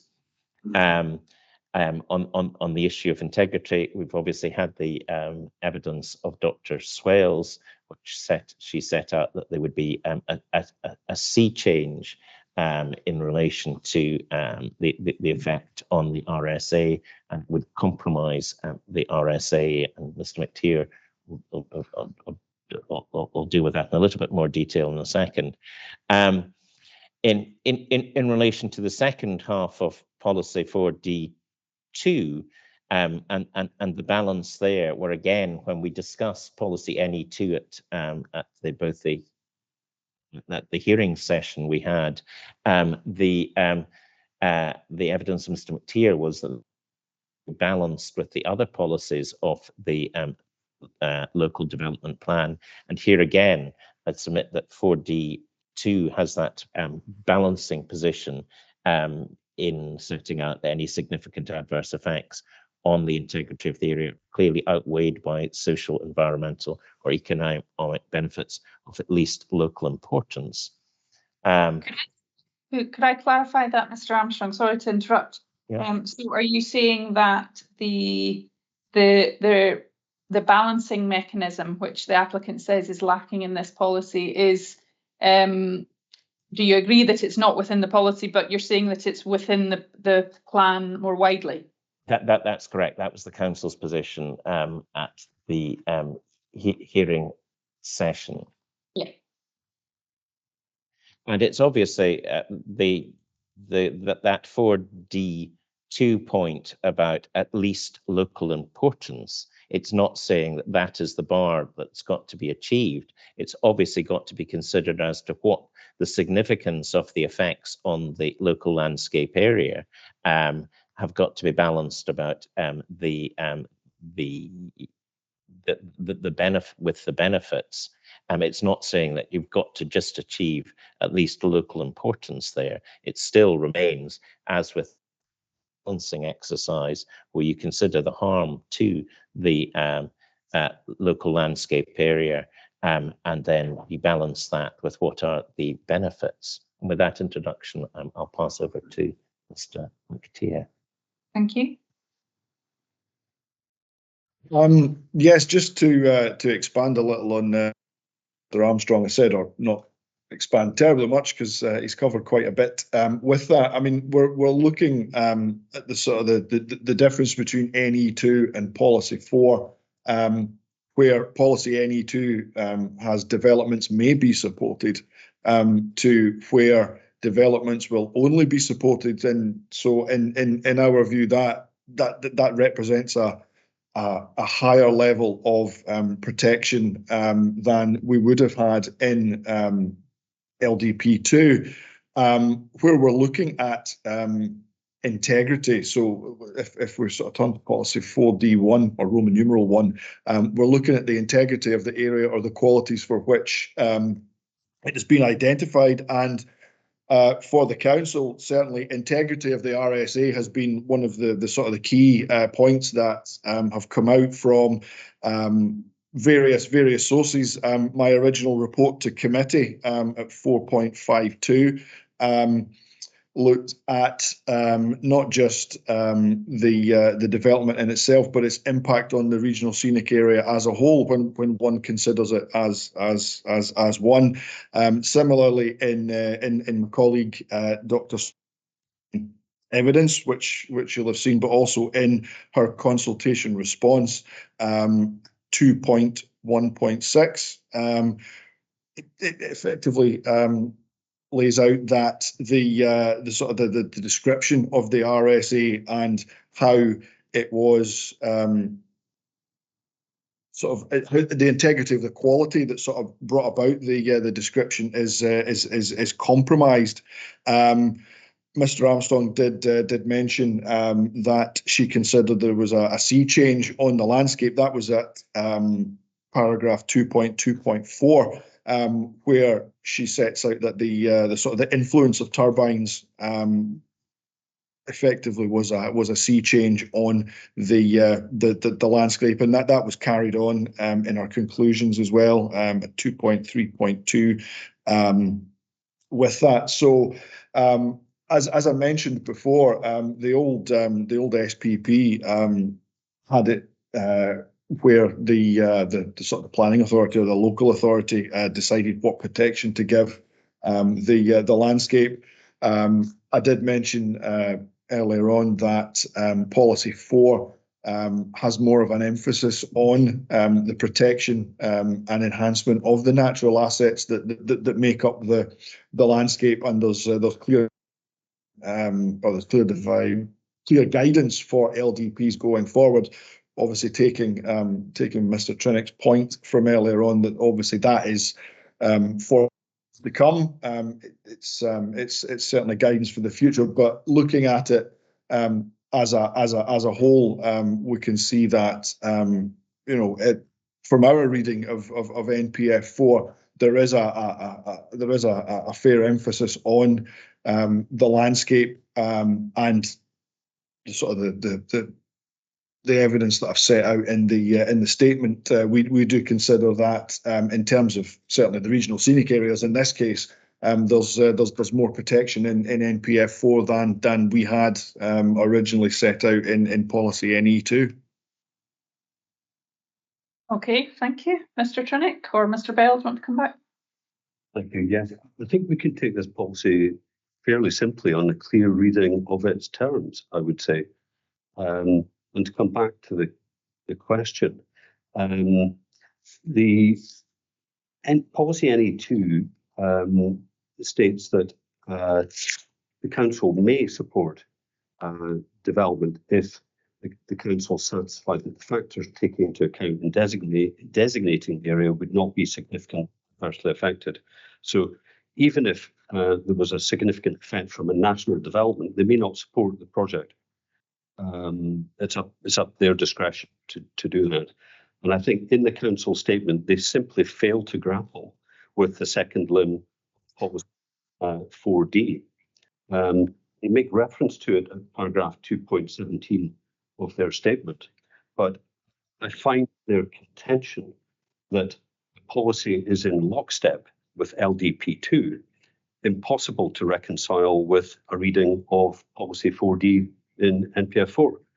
My view is that that is a clear incompatibility because policy 4D states that development will only be supported where any significant adverse effects on the integrity of the area are clearly outweighed by benefits of at least local importance.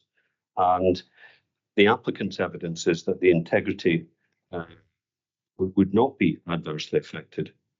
And even if it was, and even if the evidence was accepted that the integrity was adversely affected, then policy 4D2 allows for development to be supported if the benefits are more than local importance.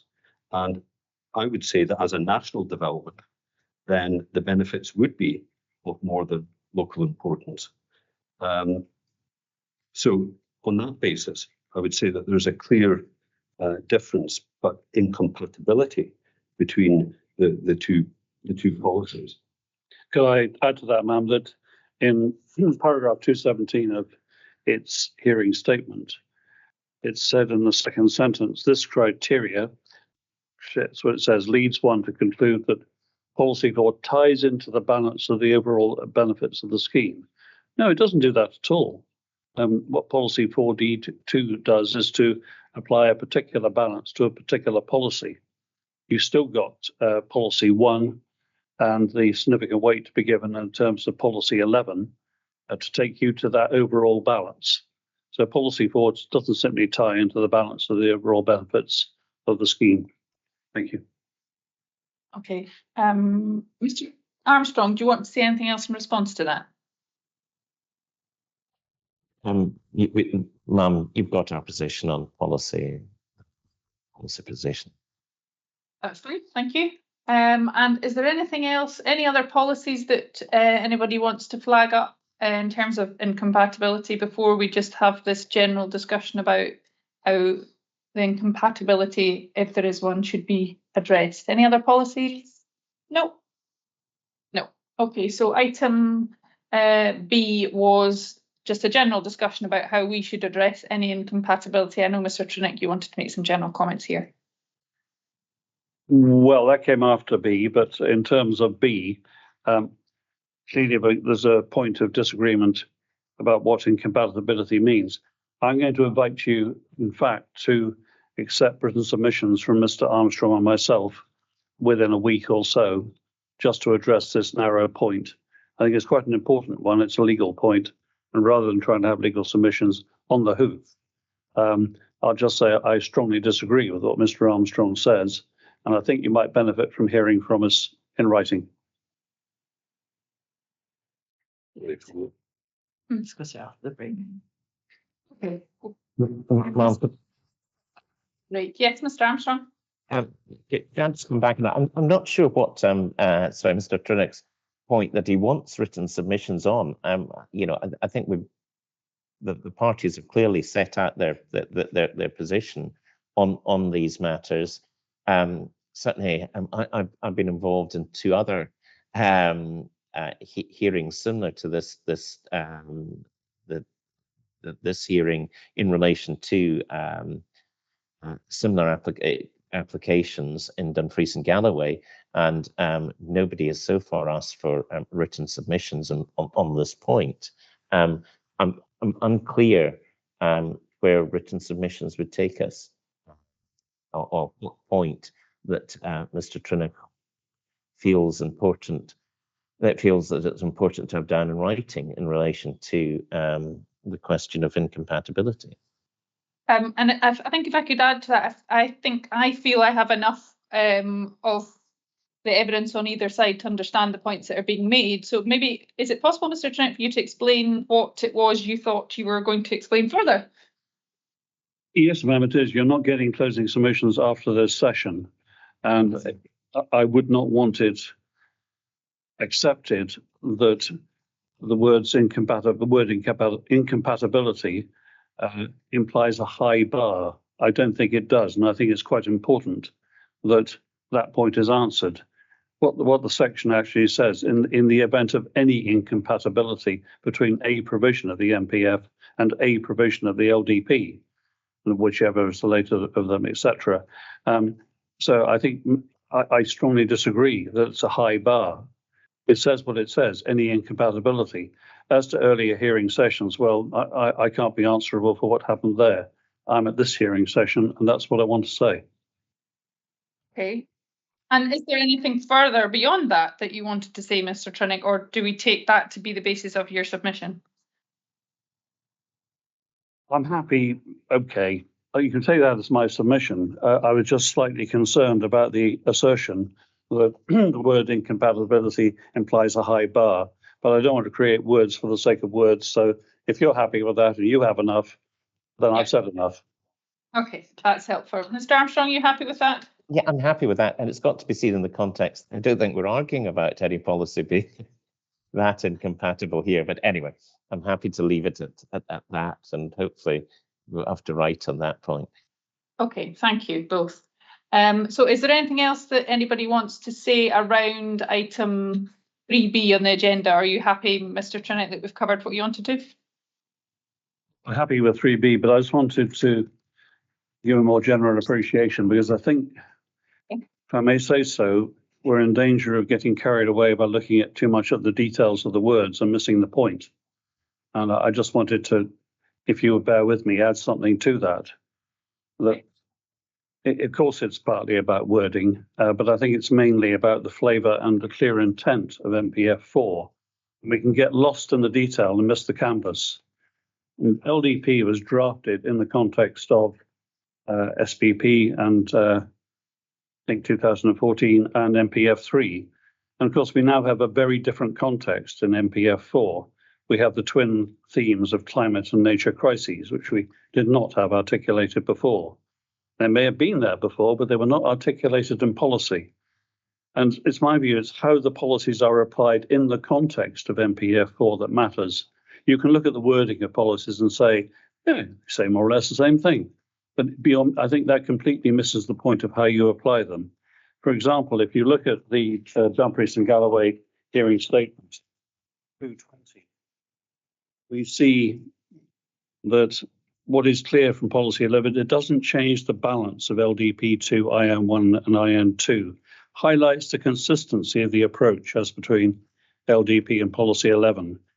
There are more comments which I won't read out for time's sake in 3.2 and in 5.4 or 3.2. NPF4 offers no additional support that would have led the council to make an alternative decision had it been in front of it at that time. Or in 5.2, I will go to that. Sorry, 5.4, my apologies.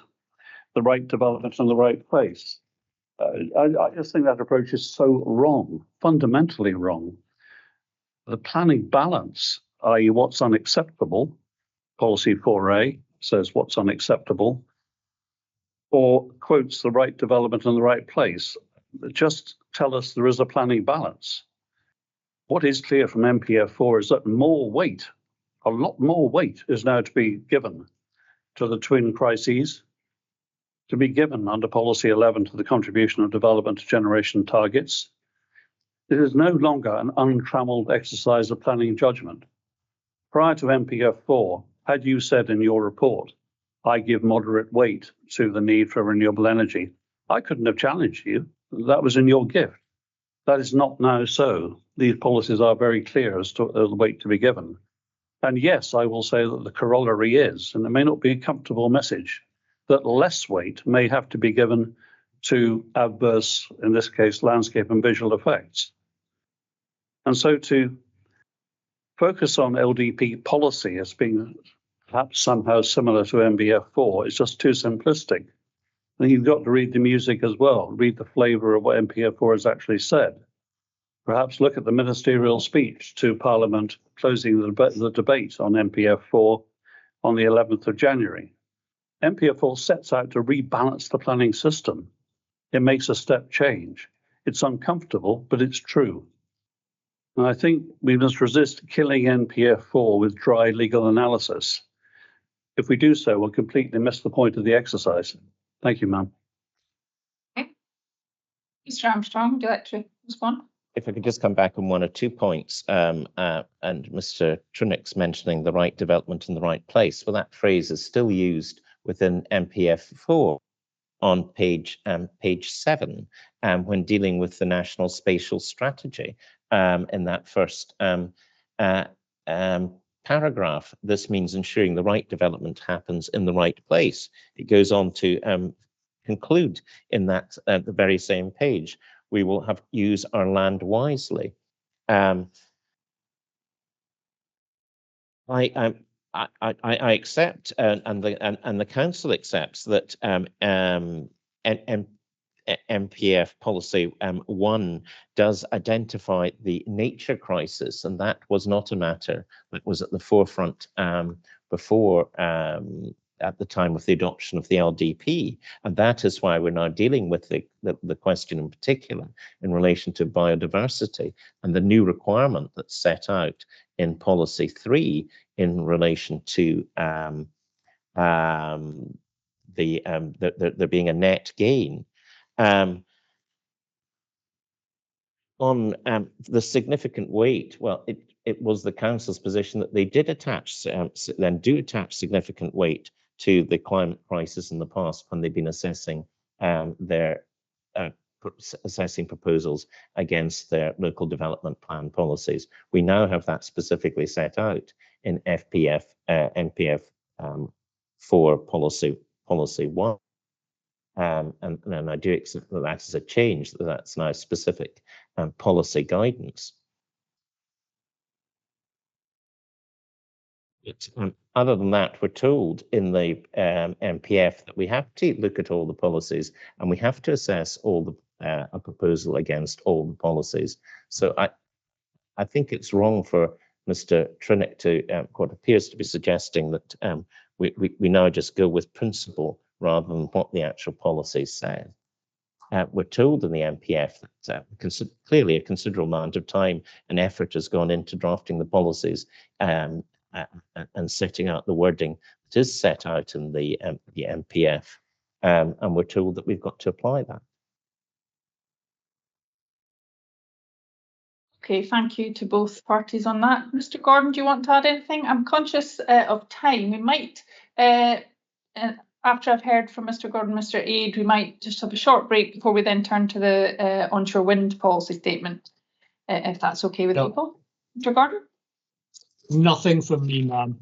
Just in the interests of timetabling my domestic life, may I assume we're going to have a break for lunch and then reconvene? Or are we attempting to finish before lunch? Well, I was hoping to finish before lunch, but I would like to hear what others think. We could have a short break and then push on if we thought that we might get finished shortly after 1 o'clock, but I'll take people's views on that. You can have a think about that until I ask Mr. Aid whether he's got any other comments. Mr. Aid? No, I'm okay for comments on that, but further comment on timing of the meeting. Obviously, because I've had to cancel work for this meeting because it's all volunteer stuff. I'd be interested in wrapping it up as quickly as we can. So if we can finish it before lunch, that'd be great. How does it sound if we had a short break, 10 minutes just now, just a quick comfort break, and then pushed on and tried to get finished before a longer break? Does that sound okay? Mr. Gordon, would that suit you? Yep. I see lots of thumbs up. Great. Right, well, I had said to my wife I would take her out for lunch.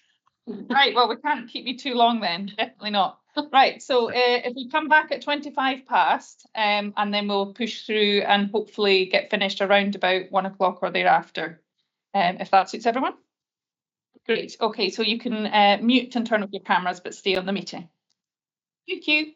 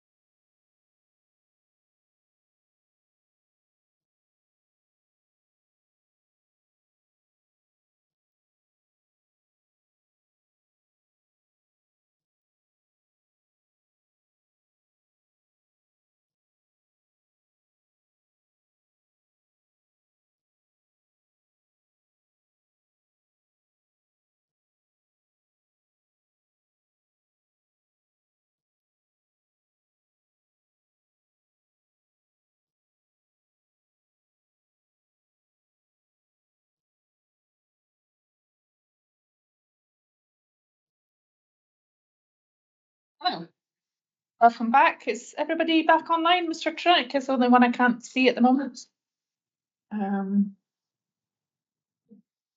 Yes, you're great. Thank you very much. Hope you all had a nice short break. So we'll push on to item 4 on the agenda, which is the onshore wind policy statement and the draft energy strategy.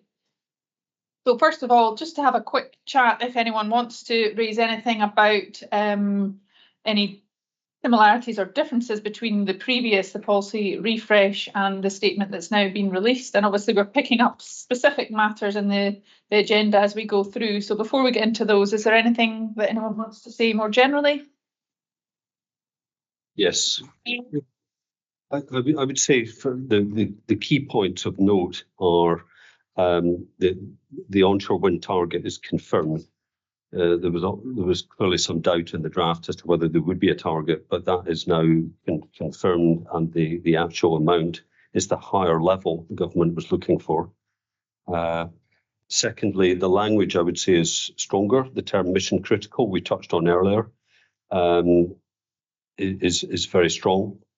Thirdly, the express reference to stronger weight being given is new in section 3.6 at paragraph 3.6.2. And there's maybe 3 other things I would say are different. One is the sector deal is confirmed. So the government views onshore wind as important for the economy and delivering the just transition. The next point would be the vision for onshore wind is drafted, set out in Annex 5.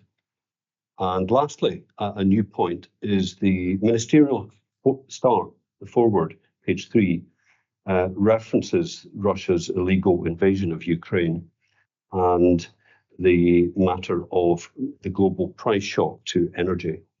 Therefore, the matter of security of supply and low cost generation is, I think, a new matter that is referenced in the statement and is an added benefit of the development insofar as the government wants the fastest move to renewables, and that will be another policy objective to achieve. Thank you. That's helpful. Thanks, Mr. Bell. Mr. Anderson?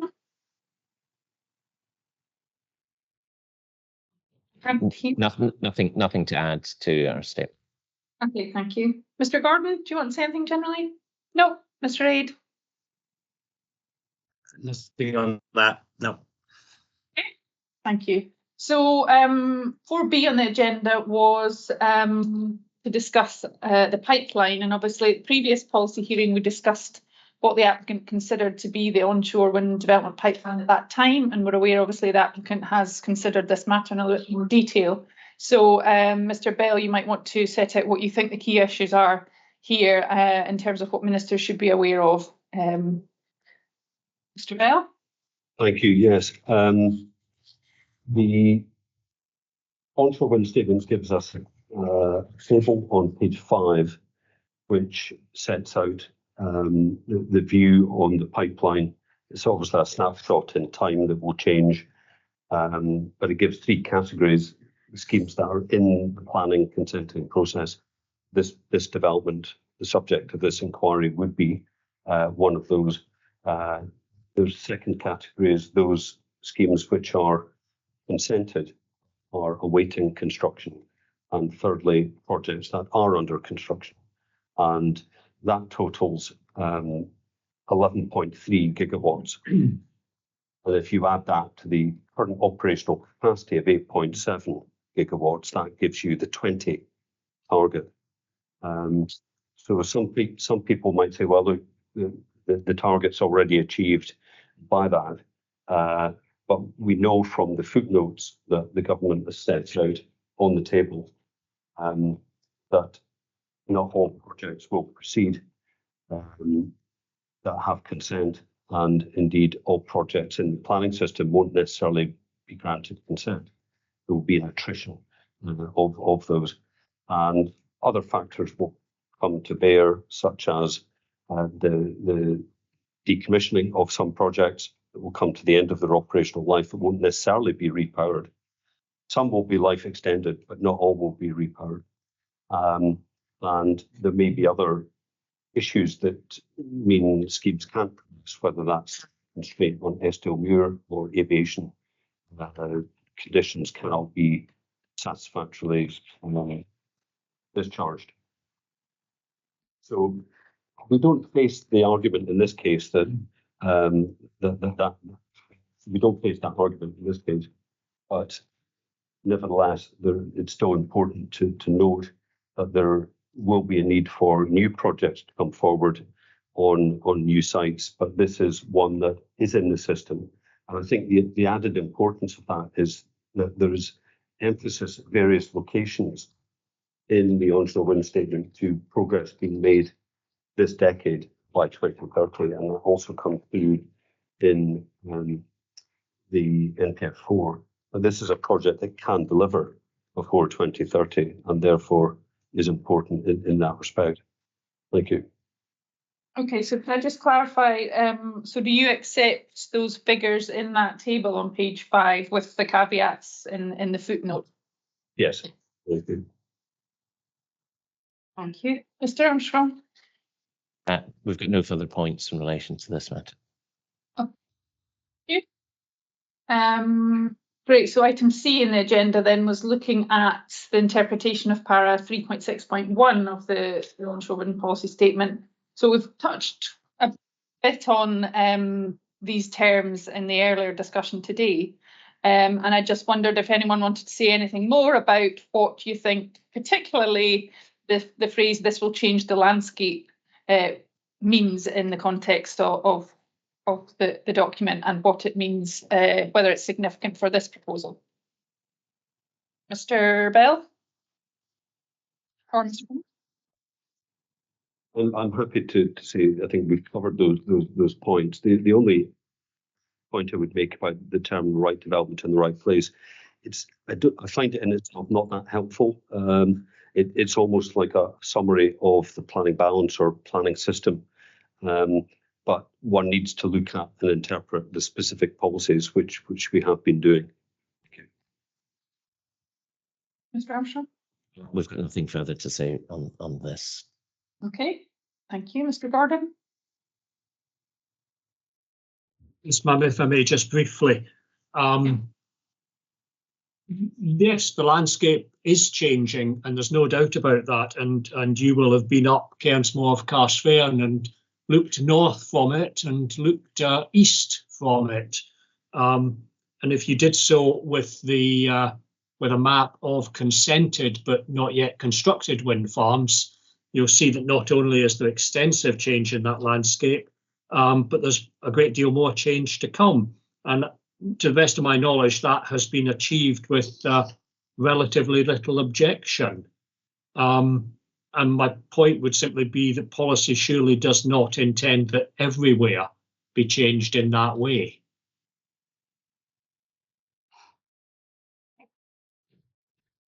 Mr. Aid, would you like to add anything? Just to get some kind of real-time updates on right development in the right place. I mean, last week's Galloway News, that was 2nd of February, I think it was dated. We have 3 new notifications of wind farms within 3 miles of the Shepherd's Rig proposal. And it's Manwil, Cornharrow and Delorg. Yet all 3 of them are much better positioned, and I wouldn't object in the same way as Shepherd's Rig. I think it would be a total of 30 turbines, those other 3 proposals.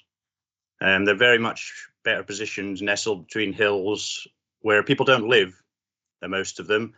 And some of them are continuation of existing wind farms. So, you know, it's about choosing the best developments out of everything that's going on. That's what I would say to that. Okay, thank you.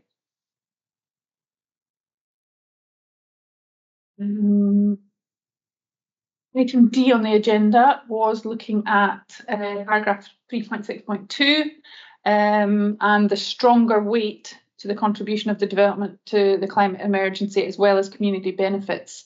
Anything else that people want to say about this? Again, we've covered this to some extent already. No, thank you, ma'am. Mr. Armstrong? No. Okay. And Item E was looking at the draft energy strategy and the transition plan, and the weight that should be attached to this. So some of you have offered specific thoughts on that. The applicant doesn't specify the weight to be attached. The council suggests that as a consultative draft, it should have extremely limited weight. And Mountaineering Scotland suggests the draft has little weight, but that the related ministerial statement may have some weight as a government statement of intent. And the statement cross-refers to the onshore wind policy statement and NPF4, particularly around the 20 gigawatt target. So is there anything else that any of the parties want to say in relation to the draft strategy that's relevant to the proposal, either about the weight to be attached to it or anything within it? Mr. Trinick, Mr. Bell? Yes, I would say limited weight. I think to say no weight would be an extreme position that wouldn't be justified. The 2 points of particular relevance, I would say, the confirmation of the onshore wind target on page 64, but also the reference on page 8 to expanding the energy generation sector, where the government is looking to export electricity to support decarbonisation ambitions of partners, i.e. other countries. So it's a point I would ask you to note in the context of the target. It's a minimum target, and the energy strategy points towards government ambition to further export electricity. Thank you. Thank you. Mr. Armstrong? Well, we've got nothing further to add. Okay. Mr. Gordon? Nope. Okay. Sorry, ma'am, no, nothing. Okay. Mr. Aid, anything else to add? Nothing to add. Okay. Item 5 on the agenda, we have discussed again to some extent the biodiversity issues, and the applicant doesn't discuss the strategy itself in detail, but points towards the strategy, indicating that there'll be further policy guidance and targets later, as we've discussed previously. Are there any other points that people want to make on the biodiversity strategy or the weight to be attached to it? No. Nope. Nope. No. Everyone's shaking their head. Okay. That's fine. So just a final opportunity to discuss the relationship between NPF4 and the OWPS and the draft energy strategy. Are there any sort of final points that people would like to make that we feel we haven't raised already, either in your statement or during the discussion today, particularly around how the three documents operate together and feed into our assessment? Mr. Trinick? Mr. Bell? Thank you. Yes, I just had one. I think I put a reference in my hearing statement at 4.1.9, which just says that the draft strategy, the onshore wind policy statement, and NPF4 together confirms the government's policy objectives and related targets, reaffirming, as I put it, the crucial role that onshore wind will play in response to the climate crisis, which is at the heart of all these policies. And I think that just chimes with what Mr. Trinick was saying earlier, not to lose that wider canvas of what they collectively say together in terms of the policy imperative. It's not an overriding one for every development, but it's very clear, we would say, that the role of onshore wind is crucial in delivering that net zero overall ambition. Thank you. Thank you. Mr. Armstrong? We've got nothing further to add. Okay. Mr. Gordon? Nothing further to add, ma'am, except I think to thank everybody for seeing my wife having a lunch. Well, we try and help with these things. Okay, Mr. Aid? No, nothing further to add. I trust that the right decisions will be made, and thanks for everyone's input. Thank you. That's very helpful. So that takes us to the end of the agenda. And just to say thank you very much for all of your time and your contributions today. The only outstanding matter, I think, is the wording of a possible condition on, or the change to the wording on biodiversity enhancements. And I think the parties agreed that you would work together on the wording of a condition there. And we're wondering, given the scope of that is probably fairly focused, whether that could even be done by the end of this week. Would that be doable? Yes, ma'am. Yes, that looks agreeable. That would be great. Thank you. So, as I mentioned at the beginning of the session, obviously we will now take the evidence that's been presented in the statements and today, and we'll prepare a supplementary report for ministers. We'll obviously feed in the issues around that condition in due course. And there's no need for closing submissions. We intend to submit a report by the end of this month, as per Minister's request. And obviously, I'm sorry, I can't give you any indication of the timing of the decision itself thereafter. But thank you very much for your time today and your participation. And I hope you have a lovely lunch, Mr. Gordon, and everyone else. Thank you. Thank you. Thank you, Matt. Thank you. Bye.